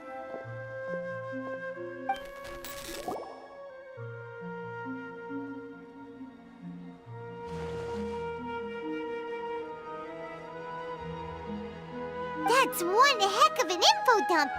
It sounds like you left the Sumeru city space when you set foot outside of the walls. But everything looked completely normal when Paimon was looking out from the inside. That's unbelievable. And if we take your word for it, the other spaces all had very weird contents. There's another part here. I only received it last night. These spaces have been disappearing, one after the other, absorbed by something like a sun in the sky. And now, even the final space has also disappeared. Behind me, a lot of spaces just appeared again from thin air. I get it now. Those spaces are actually...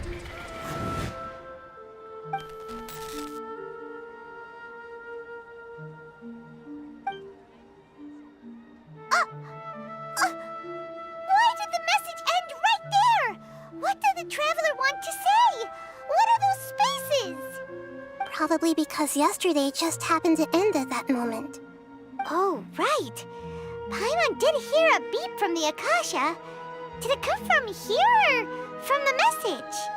The message. It should have come from the Traveler's Akasha terminal. After the beep, Traveler said even the final spaces also disappeared. Traveler, what do you think that final space could have been?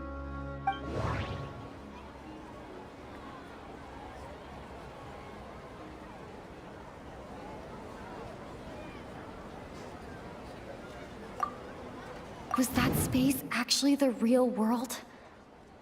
But wouldn't a real space just randomly disappearing like that be catastrophic?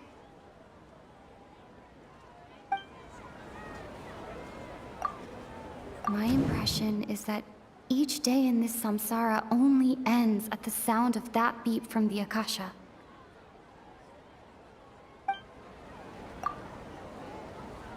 Oh, so that's what it is! After the sound of the beep, the final space, the Sub-Zero's festival, also disappears, and we're taken to the next day. Later on, Traveler also mentioned a bunch of new spaces materializing behind them. Do lots of new spaces appear every day? Paimon's head is spinning. Just what are these spaces anyhow? Well, consider this. For all the horrors of the Archon War, at its heart, it was just a game where a bunch of gods fought over 7 seats. So no matter how strange or spooky things may look on the surface, maybe all they point to in the end is a small and simple secret. Wow, the Archon War, huh? That's an analogy and a half.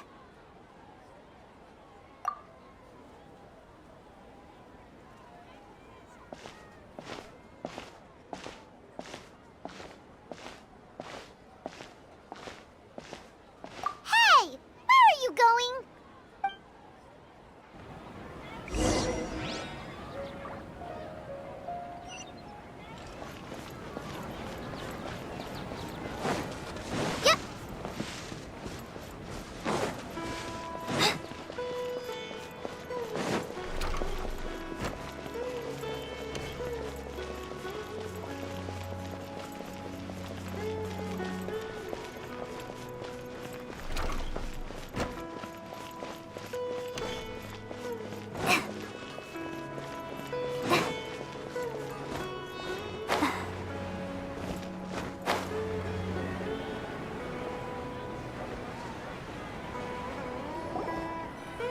Do you want some alone time to think? All right then, Paimon won't disturb you.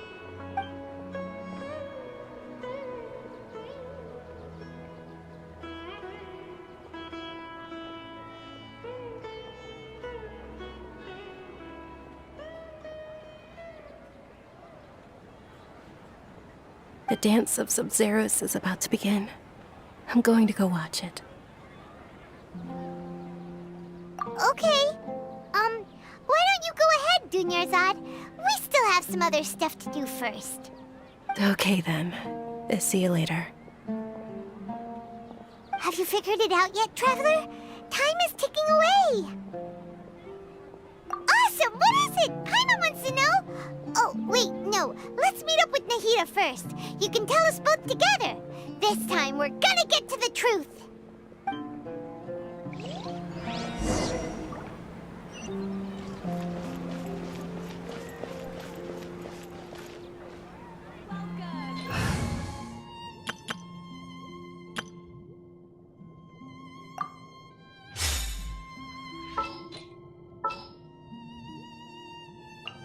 Everything's ready. Let's go!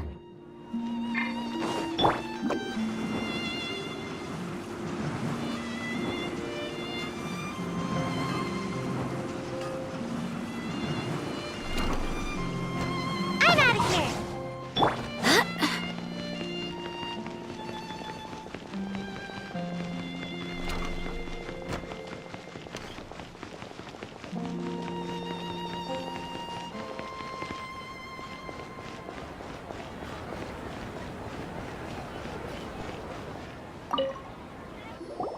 You're back! I've been waiting forever for you two. Judging by the looks on your faces, are you ready to take your Sub-Zero's exam and graduate from the festival? Okay. First off, have you discovered the hidden truth?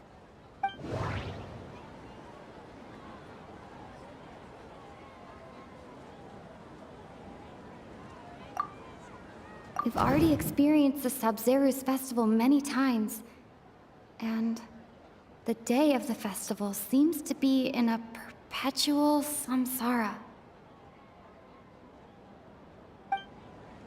That doesn't sound right. I need to carefully think things through.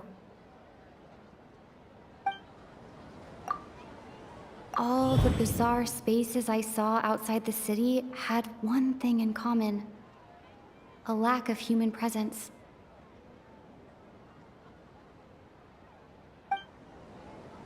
Those spaces remind me of dreams, like the one I had in the Avidia forest, except these have no sign of human presence.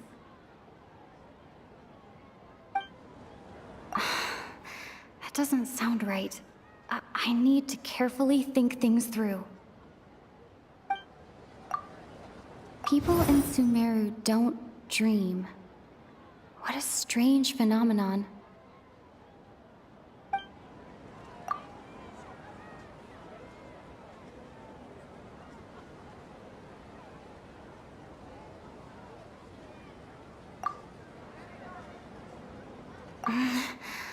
I can't seem to cohesively piece everything together.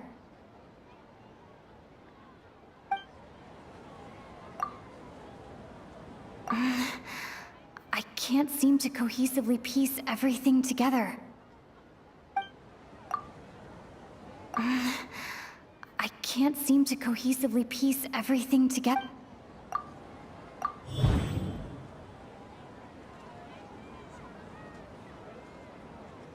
We are all in a dream. It isn't that the people of Sumeru don't dream. Rather, the Akasha is taking their dreams from them.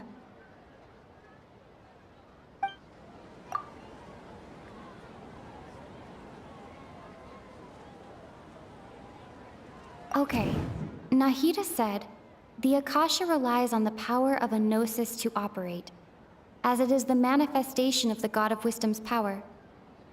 It compiles the wisdom of the entire populace, and it grants knowledge to the people. People in Sumeru think they don't dream, but the truth is the Akasha steals their dreams without them knowing it. And those spaces with no human presence are stolen dreams without their host. That would explain why they sounded so weird when she was trying to describe them. Huh. So people in Sumeru do dream after all. In fact, we're all in one big dream together right now. Correct answer. Now, how did you conclude that the Akasha is capable of this?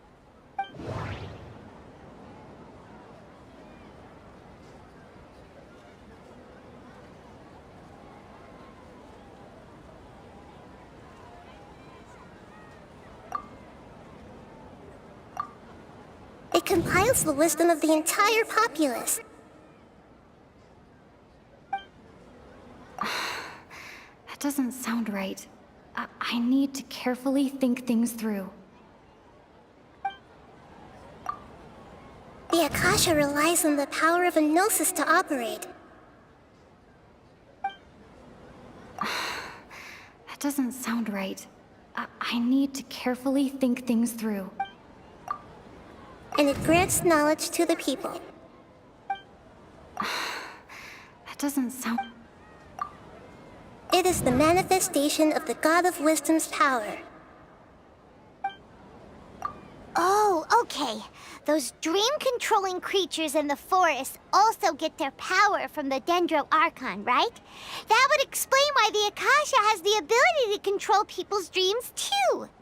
But is stealing everyone's dreams really how the Akasha compiles their wisdom? Isn't there anything more to it than that?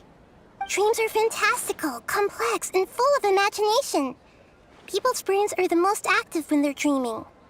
In other words, dreams are rich bundles of human wisdom. So in other words, the complete opposite of how Hypatia understood it. Paimon remembers her saying that the sages think dreams are foolish delusions, and the fact that no one dreams is a blessing from Greater Lord Rukkhadevata. So it was all a dirty trick?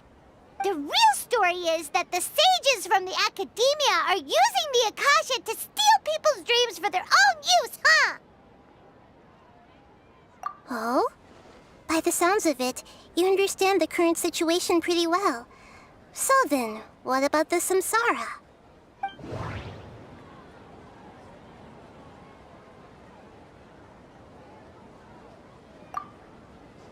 Grand Sage said, go celebrate the birth of that god to your heart's content. Did he mean something more? That doesn't sound right. I need to carefully think things through.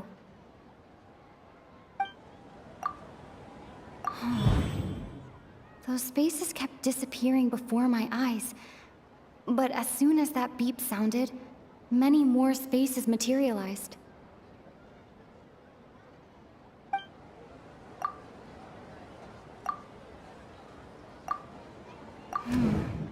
The beep is a prompt tone for Akasha operations. We still hear it every night, even though we removed our Akasha terminals.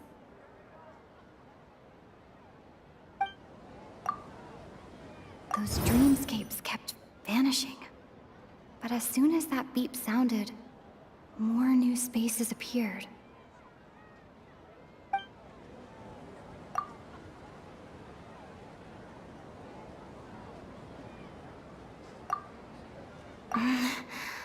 I can't seem to cohesively piece everything together.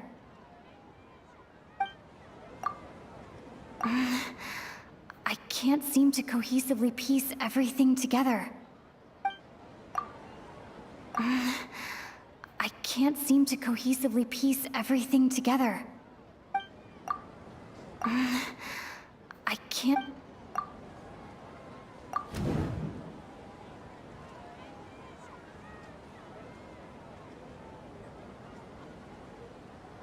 Correct. The Akasha is keeping each person's brain in a constant dream state, but also separating their consciousness from their own dream. Their disembodied consciousness is placed inside the collective dream of the Sabzeruz festival along with everyone else's, while their now vacant dreams are harvested by the Akasha. No one is any the wiser as another day passes in the dream, and so begins another samsara cycle. People wake up to yet another dream about the Sabzeruz festival. The dreams that belong to them are once again harvested by the Akasha, and so it continues.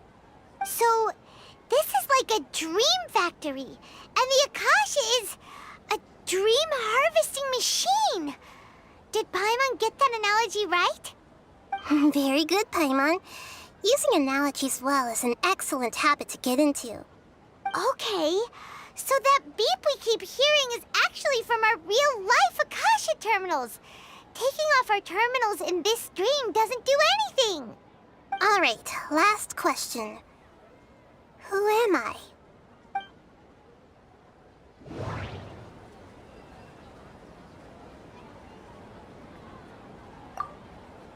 Now that I think about it, wasn't illusions a hint that we're all dreaming? That doesn't sound right. I need to carefully think. They say that alchemical divination is the Dendro Archon's divine revelation. So then, if Nahida has referred to herself as the moon...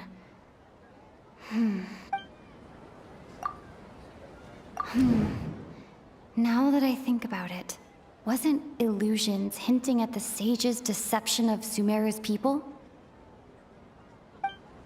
That doesn't... So you noticed. I thought that one would be the hardest question. That's why I put it last. That wasn't hard at all. Even Paimon guessed that. Everything about you is different. We just didn't want to expose you is all. Now that you mention it, Nahida, you've been hinting to us since the very beginning. It's funny.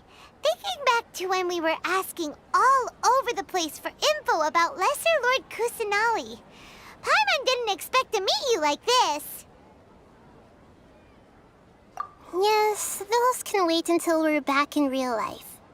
On the other hand, I'd be happy to answer any more questions you have about here and now.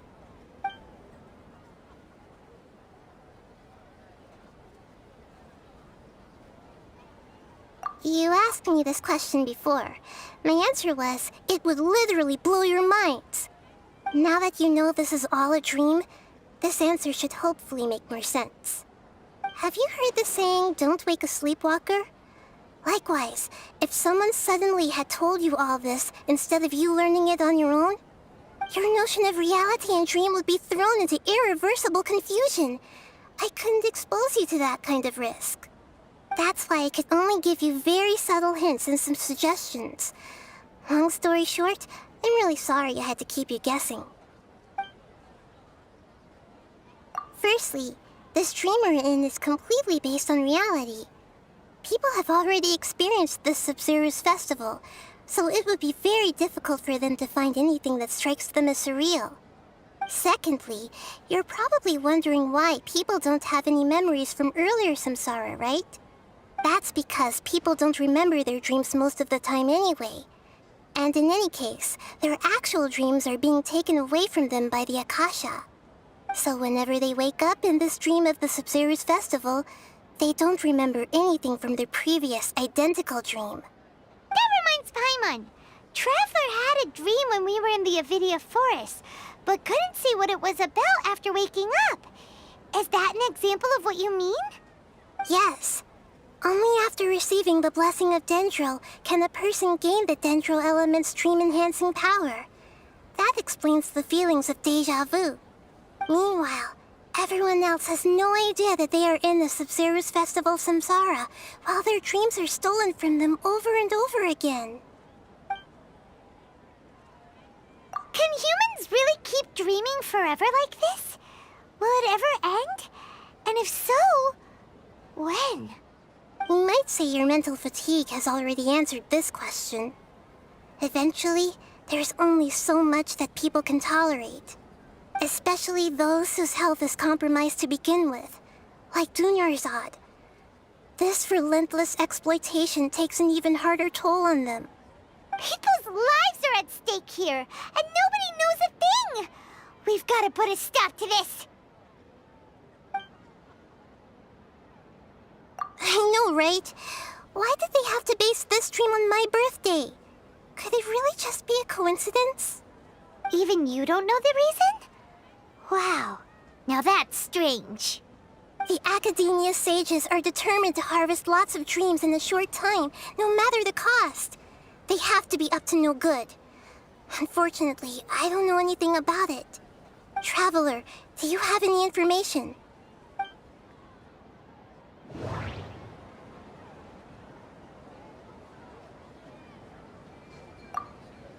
Grand Sage said, go celebrate the birth of that god to your heart's content. Did he mean something more? Celebrate the birth of that god? Could it mean...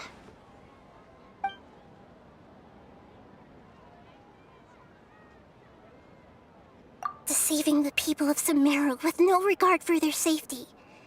No matter what they're trying to do, this is unforgivable. After we end the Sub-Zero's festival, Samsara, we have to look into them. How can the sages of the Academia do this behind their Archon's back? This is ridiculous! In the end, I'm just the moon. The real sun is long gone. A sun and a moon? Nahida's talking in riddles again.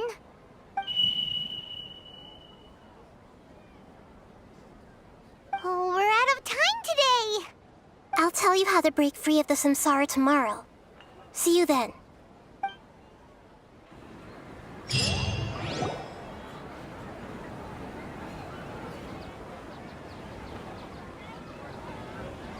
morning, Nahida. Wait. Now that Paimon remembers everything, should we instead say good morning, Lesser Lord Kusanali? Hey! What's wrong, Nahida? You don't look too good. I'm afraid that what you're thinking right now is correct. Did Dunyarzad already disappear? No way! Are we too late? The real Dunyarzad's consciousness has indeed disappeared. It can no longer endure the constant dream harvesting.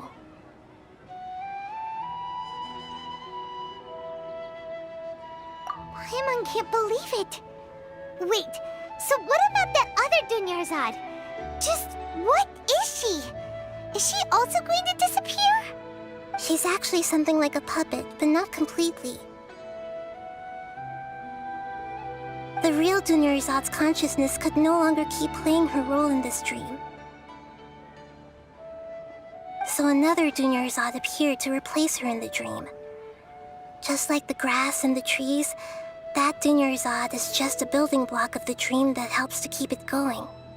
But personality-wise, she's nothing like the real Dunyarzad. Puppets are stiff, and can't copy a living person's vitality. After all, they're just there as filler. You know, speaking of which, the old Dunyarzad might not have been too different from a puppet. Dunyarzad truly believed that she met you within her consciousness, and it was you who inspired her. So you do remember her after all. Yes. Back then, her family was overly protective of her. No one cared about her personality or thoughts. It was as if she only lived to stall her Elazar. I just gave her a little wisdom so she could look at life in a new way. So that she could be her own person. But even so, she's still... far from it. I'm still a long way off from being a real Archon. I couldn't even save her. If I were a competent Archon, I wouldn't have let my most faithful follower die at the Sub-Zero's festival with so many regrets. Please don't beat yourself up over it, Nahida. It's the sage's fault, and theirs alone. I'm not beating myself up. All I did was to rationally observe the distance between myself and a real Archon. Don't be like that, Nahida. Even real Archons are still allowed to be sad.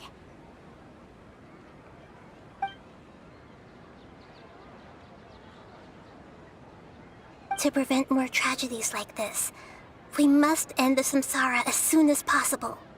Great, but how do we do that?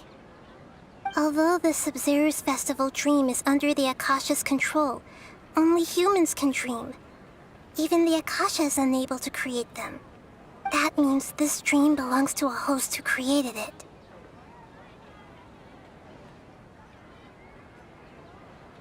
Huh? So, how should we find that person? Well, if this is someone's dream, then everything here must come from deep within their consciousness. Which means, with the power of imagination, they can change anything in this dream. Imagination? What do you mean by that? Imagination means breaking through what you perceive as normal. Like when a server at a tavern brings a plate to you, you'd naturally assume that food is on it. However, if you're the dream's host and you become aware that you're dreaming, when you imagine gold and more on the plate, the dream will respond in kind, and the server really will bring you gold and mora. But right now, our host is unaware that this is a dream. No matter how many times they're served, it will always be food. Find some way to make that person realize that they're dreaming. Usually, once that happens, the person will wake up and the dream samsara will be broken. How are we going to find them, though? If it could be anyone, it'd be like looking for a needle in a haystack. And even if we did find them, how are we supposed to make them realize they're dreaming?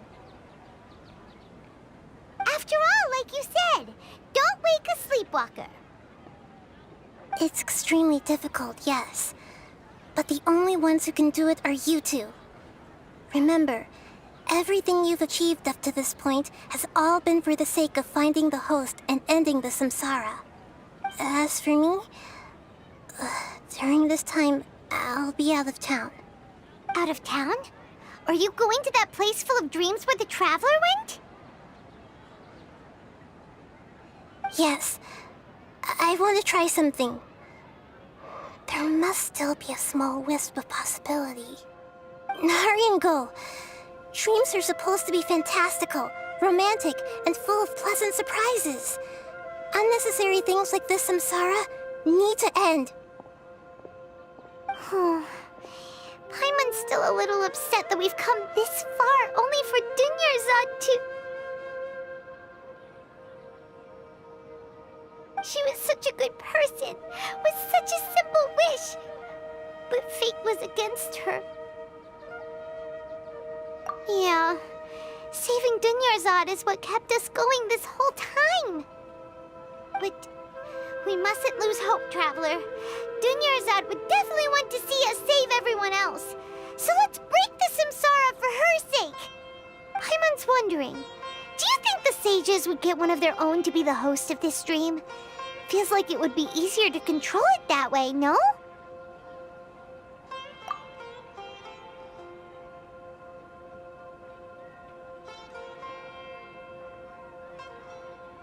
Huh.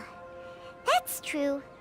Plus, the sages probably weren't counting on there being other factors beyond their control, like Nahida and us.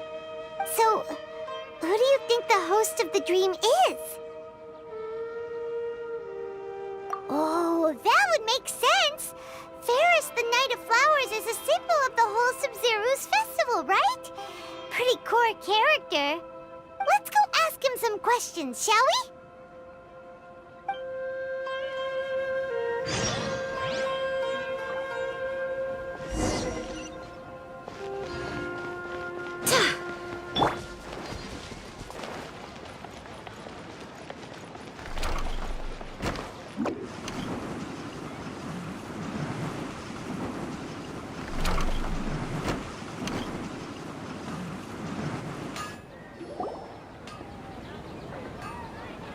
You're back. You left in a hurry last time.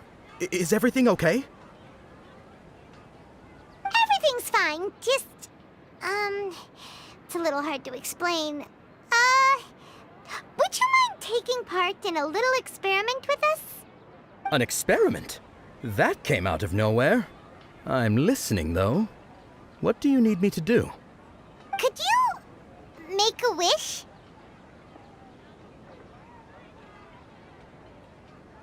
You want me to make a wish? Is that a new Sub-Zero's festival tradition or something?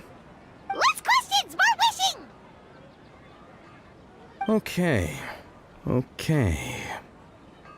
My wish. Okay. I'm a little nervous saying this out loud, but I want Miss Dunyarzad to be happy. Oh, I noticed earlier that she looked a bit down, and she wasn't really talking to anyone. She just doesn't seem like herself. She's always so gentle and kind, and all the kids love her. I've also wondered if the reason she asked me to be Fairest Knight of Flowers is because I'm special to her, or something. So, you have a crush on Dunyarzad? Oh, is it that obvious? After what I just said, I guess it is. When she placed the hat of the Knight of Flowers onto my head, she said to me, "I want everyone to have a happy Sub-Zeru's festival." What she didn't realize was that I'm not that interested in how everyone else feels. In that moment, I just wanted to be her Knight of Flowers for the rest of my life. 50 years, 100 years, I'll serve her till the end of time. Okay, yeah, that was a bit much. Felt like the right moment to get it off my chest, but that was pretty embarrassing. Okay, I'm ready to make my wish. I would like Miss Dunyarzad to appear in front of me right now with a smile on her face. Here goes. Please come true.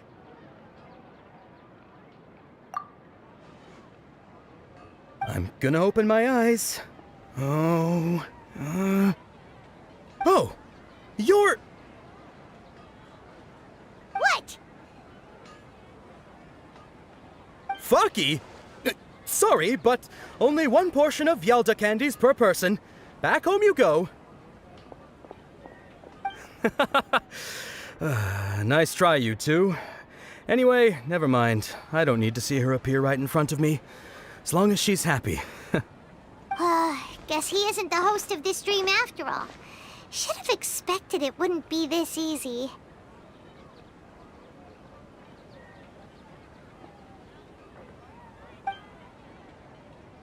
It seems like everyone who knows Dunyarzad loves her, but none of them has any idea that she...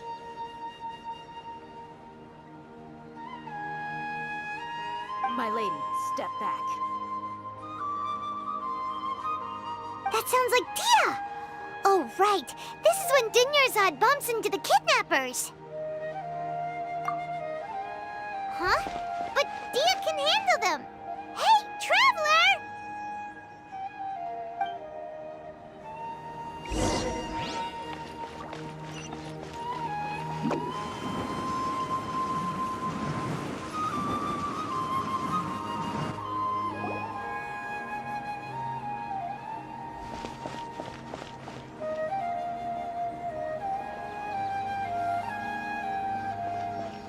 Oh, it's you. Great timing. Please take... Hey, this is my job. The homie Yannis pay me, not you. You... fine, all right. Knock yourself out. Why are you so worked up anyway? It's not like I don't trust your fighting skills. Anyway, watch yourself.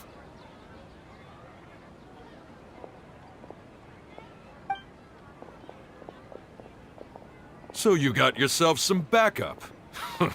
Suit yourself. You're going down. That's close enough. A new Don't blink. Today. Coward. Cut to the chase. Incoming. Hey! Go! Come on, you coward. Wind, hear me. Power help! Ninjutsu! You think you're... Speed of light!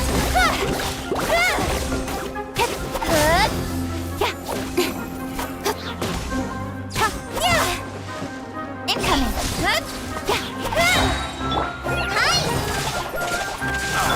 That's close enough. With sword comes shadow. Claw of the jungle.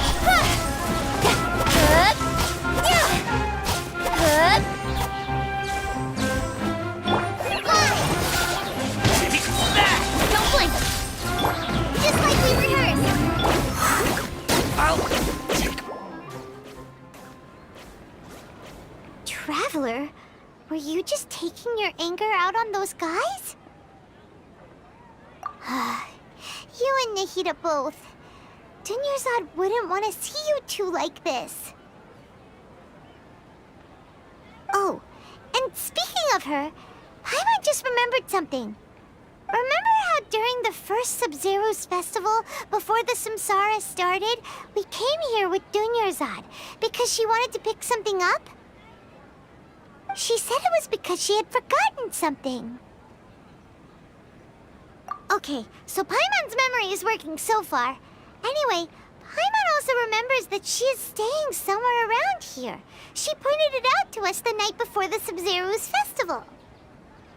Yeah, even if it's only a tiny clue, it'll probably still help us more than this needle in a haystack search.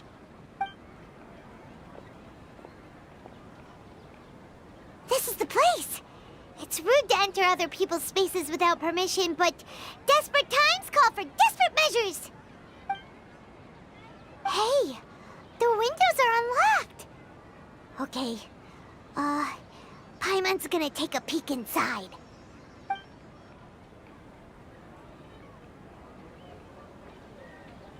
This was only a temporary residence, so there was pretty much nothing inside except this book on the table. Should we open it?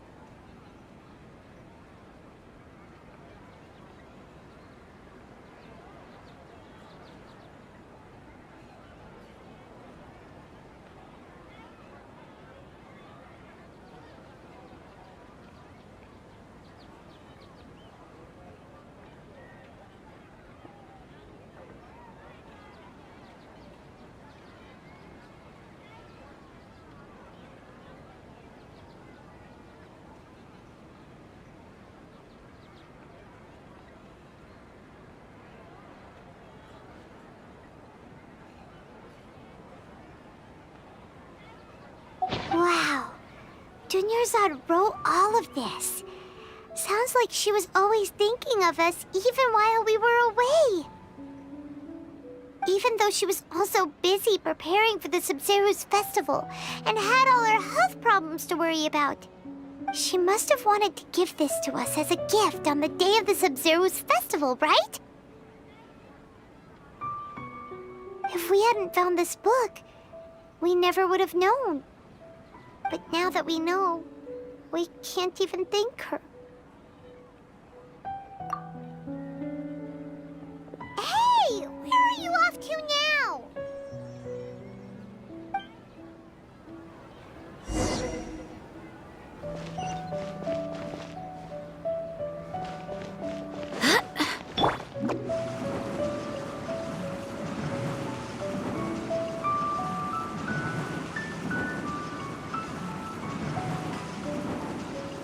And away I go!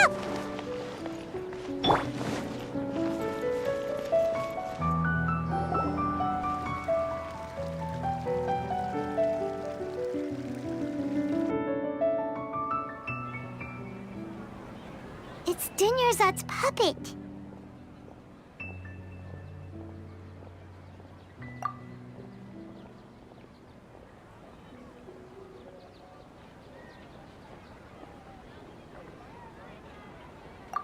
Traveler? You must be exhausted. Come to think of it, we've been stuck in this place for a really, really long time. Heck, even the last time we were chatting happily with Dunyarzad feels like an eternity ago.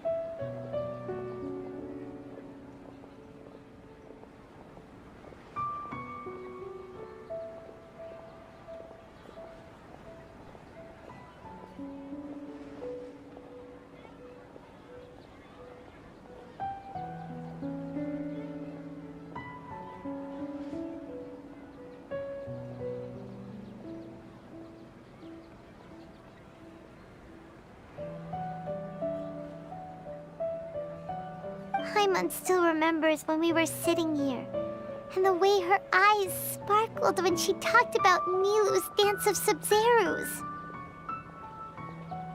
There will always be frustrations in life, but I know that the point of living is not to leave behind any regrets.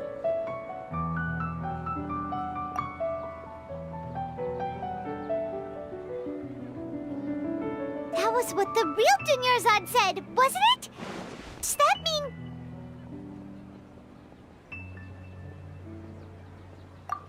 Yes, Traveler.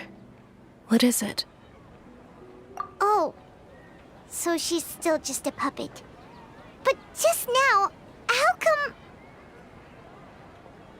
What? Where are we going this time?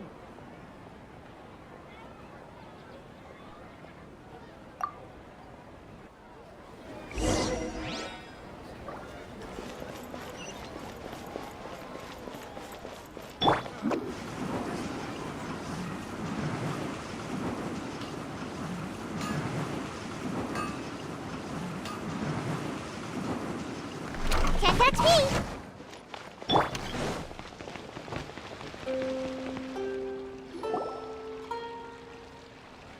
If you continue to resist, we will have to order an investigation into every single event organizer. The Grand Sage has already granted you much leniency. I advise that you exercise tact. How did things turn out like this?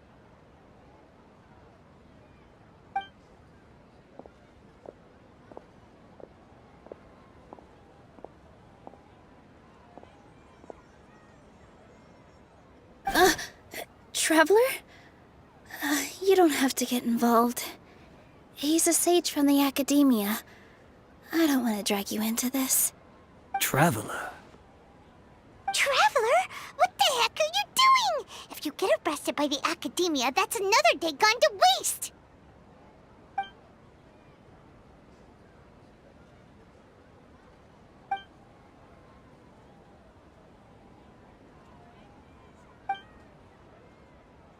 Wait, they're not reacting. Have they been scared stiff? Oh, of course! If this is the sage's plan, they wouldn't put themselves through this.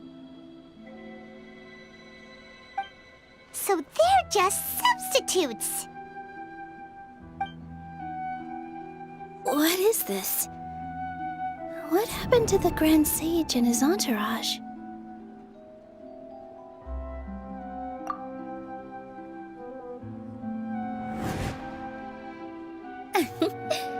Like I said, they symbolize the goddess of flowers. It's just a shame that all the real Padisarahs went extinct after her death. Yes. The Greater Lord brought forth new Padisarahs in memory of the goddess of flowers. But she ultimately could never truly replicate that beautiful shade of purple.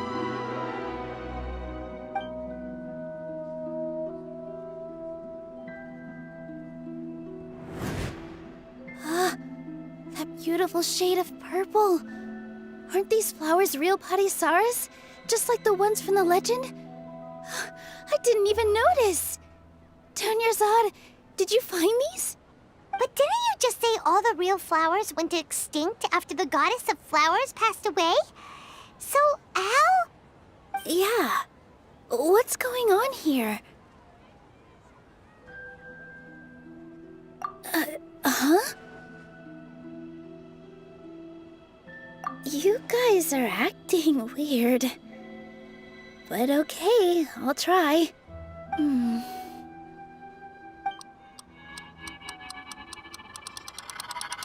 Hey!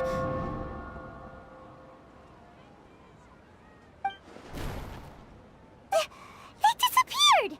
So Nilou's the host! What a surprise! Purple Padisarahs don't exist in the real world anymore. But in Nilou's subconscious, they can appear as decorations on the stage. It's just like the example Nahida told us. People assume there will be food on a plate, and Nilou assumed there would be real Padisarahs in the flower pots. So when you saw the flowers, you instantly knew it was Nilou? But if we want to end the samsara, we need the host to become aware that they're dreaming. How should we make Nilou realize that? Am I dreaming? Huh?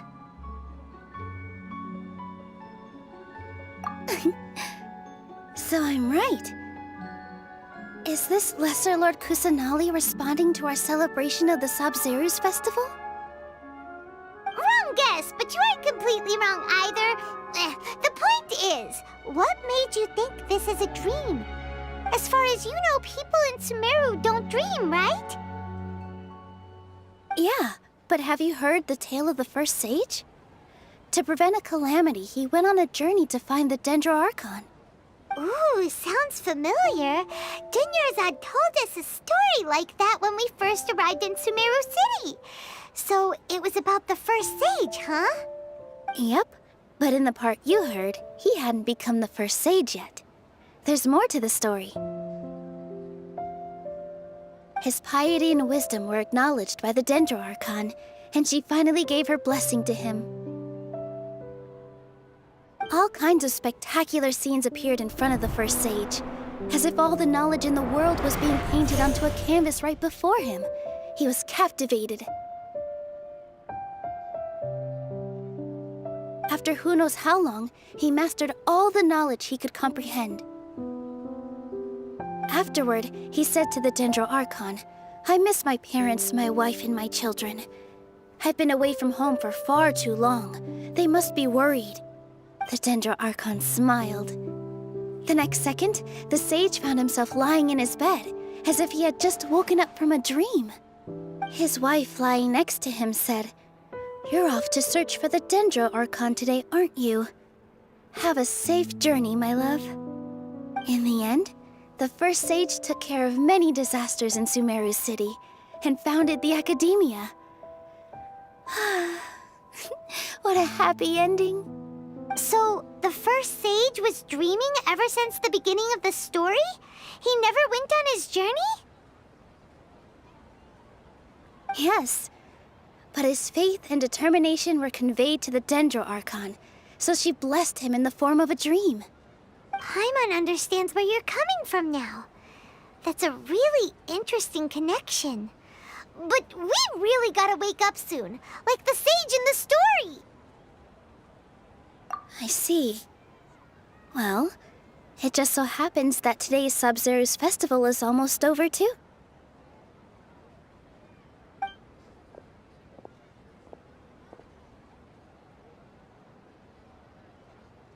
Since we're in a dream, let's make this final dance of Sabzeruz as beautiful as we can.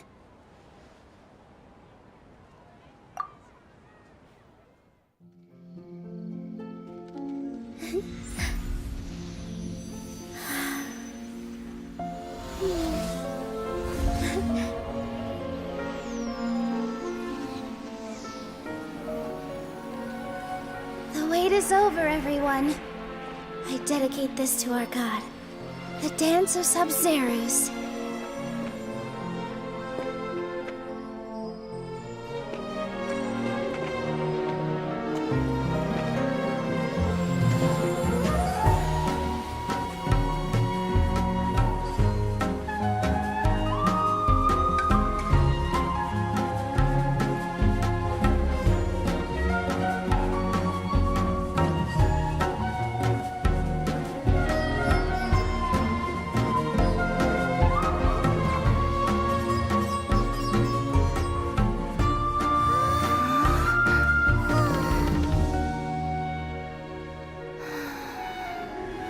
I'd be lying if I said I had no regrets. I would have loved to see Nilou's dance.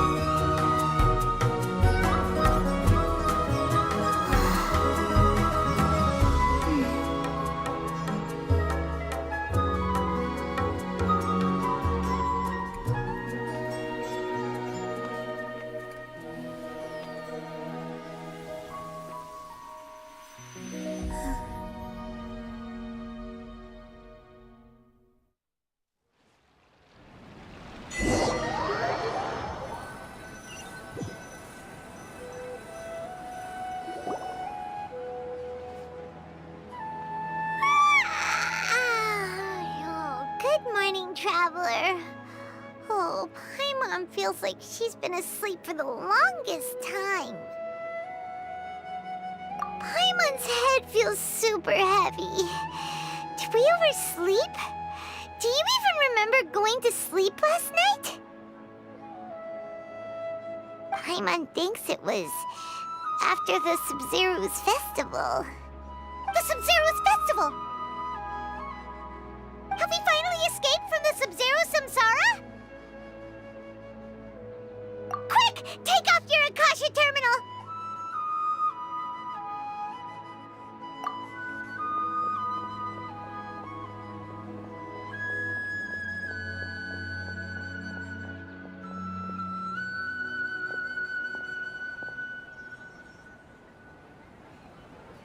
She's not in her room. What happened? Huh? What usual spot?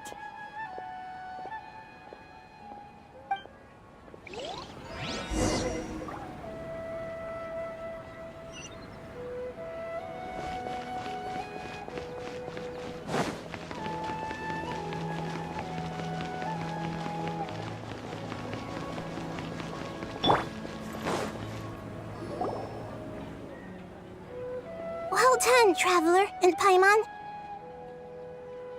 And thank you, Dunyarzad, for organizing the Sub-Zero's festival for me. I'm sorry, who are... Dunyarzad! You're okay! Oh, don't scare us like that! Oh, Traveler Paimon. I have something amazing to tell you. I just had a dream, and I saw Nilou performing the dance of Sub-Zeros.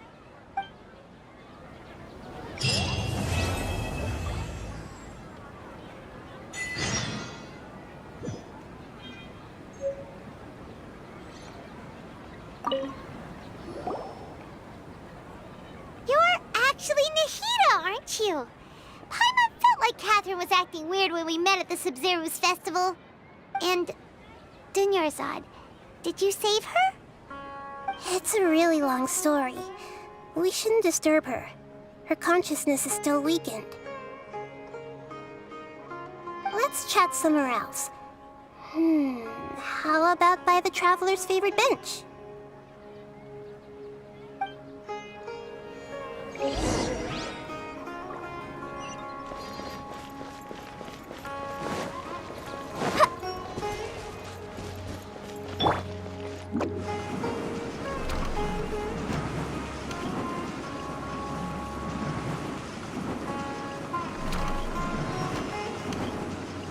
And away I go!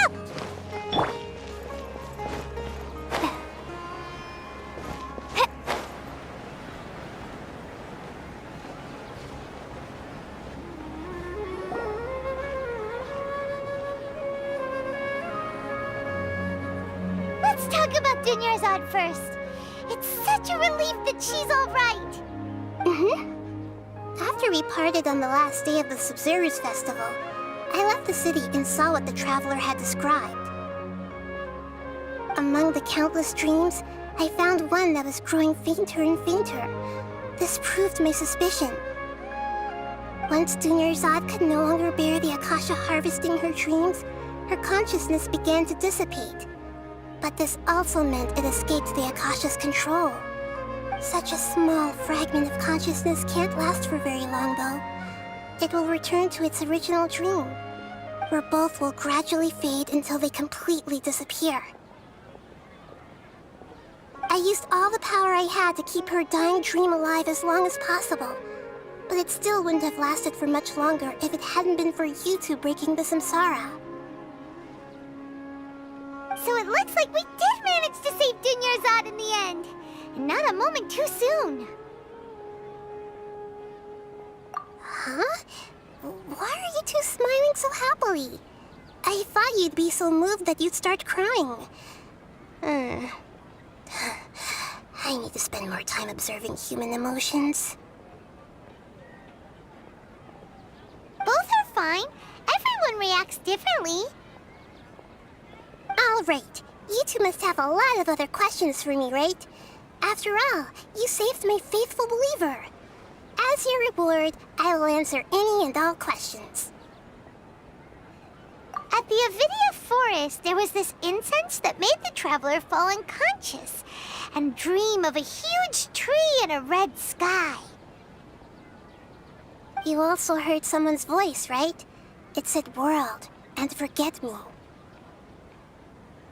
Yeah, so you do know! We've been wanting to ask you what that was about, and if the red sky was related to Conria. It seems like the traveler established a connection to Irminsul. That was a message left by Greater Lord Rukkhadevata's residual consciousness in Irminsul. Perhaps her last memory before she died. As you two probably know, Greater Lord Rukkhadevata disappeared after the disaster in Conria. The timings of these events do line up, so your suspicions are reasonable. A message from Greater Lord Rukkhadevata?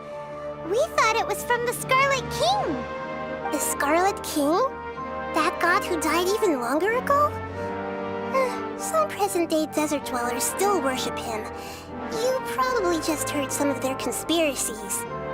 Okay, so what does the message mean?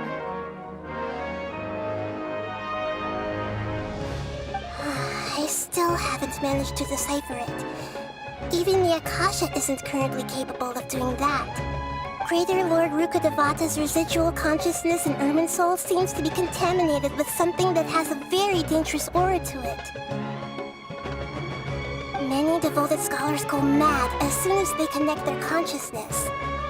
I've warned the academia about this many times, but people still keep falling victim to it. But I believe this is the key to saving Irminsul.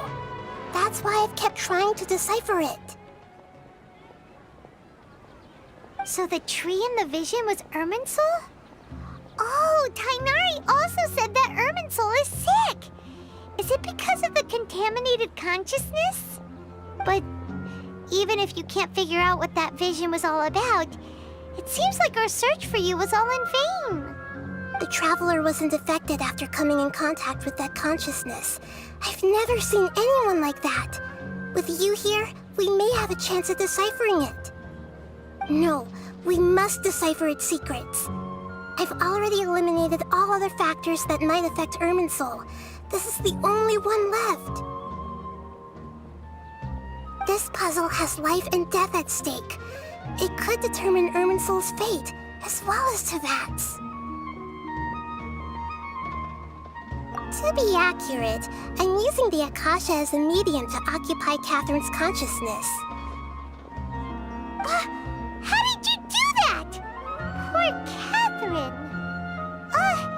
Does this mean you can also occupy other people's consciousnesses? Theoretically, I can enter anyone's mind as long as they're wearing their Akasha terminal. The Akasha is the legacy of Greater Lord Rukkhadevata. As Lesser Lord Kusanali and the first Akasha terminal, my consciousness has always been linked to the Akasha. I've always respected my people's free will, so I've never actually occupied their consciousness. When necessary, I just borrow this bionic Snezhnayan puppet. Hold on. Did we just learn some deep, dark secret? So Catherine is... No wonder Paimon felt something was off about her. What about your own body? Why do you need to borrow other people's? Don't you live in the sanctuary of Surasthana? That story begins a long time ago. After Greater Lord Rukkhadevata disappeared, the sages found my newly born self and took me back to Sumeru. At that time, I was young and weak. The sages kept me in the sanctuary of Surasthana, ostensibly for the sake of protecting me. But I've hardly heard from them since. However, I do understand that they had hoped to find Greater Lord Rukkhadevata instead of me, a symbol of her passing. So, the sages basically put their new Archon under house arrest? How dare they! Why don't you teach them a lesson, Nahida? In some ways, they aren't wrong. Greater Lord Rukkhadevata was omniscient and omnipotent. Even after her death, the Akasha is still empowering this nation. And I I'm still really far away from being able to call myself the God of Wisdom. Moreover, the Academia is also more proficient at governing this country. My existence has little meaning. Yeah, you got a lot of believers. Just look at the Sub-Zero's festival. Everyone who showed up truly loves you. Thank you for the kind words. But I honestly don't need physical freedom as long as I can connect my consciousness to the Akasha. Trying to find a way to save Irminsul is my life's mission and top priority. I will work on that, and try to live up to being a deity in the meantime. Every once in a while, I will also take up the duties of the God of Wisdom and enlighten a lost soul here and there. Doing all that should be enough. There's never been any big problems with the Academia's governance of Sumeru. This is the first time I've seen them step out of line. I wonder what caused them to go down this path, and what they hope to achieve. Even though the city's residents haven't noticed anything strange, if the Traveler hadn't broken the Sub-Zero's samsara, the situation could have become dire. I tried to do some investigating in the Akasha, but I couldn't find anything suspicious. And all the people of interest seem to purposely avoid wearing their Akasha terminals. I think they're deliberately trying to hide something. Oh, that reminds Paimon. In Gandharvaville, there was a sage who had invited Kainari to join some kind of project. Could it be related? Regardless, I need to first investigate the sage's motives, make things right, and punish them if needed. But I'll have to be discreet, or they'll see me coming.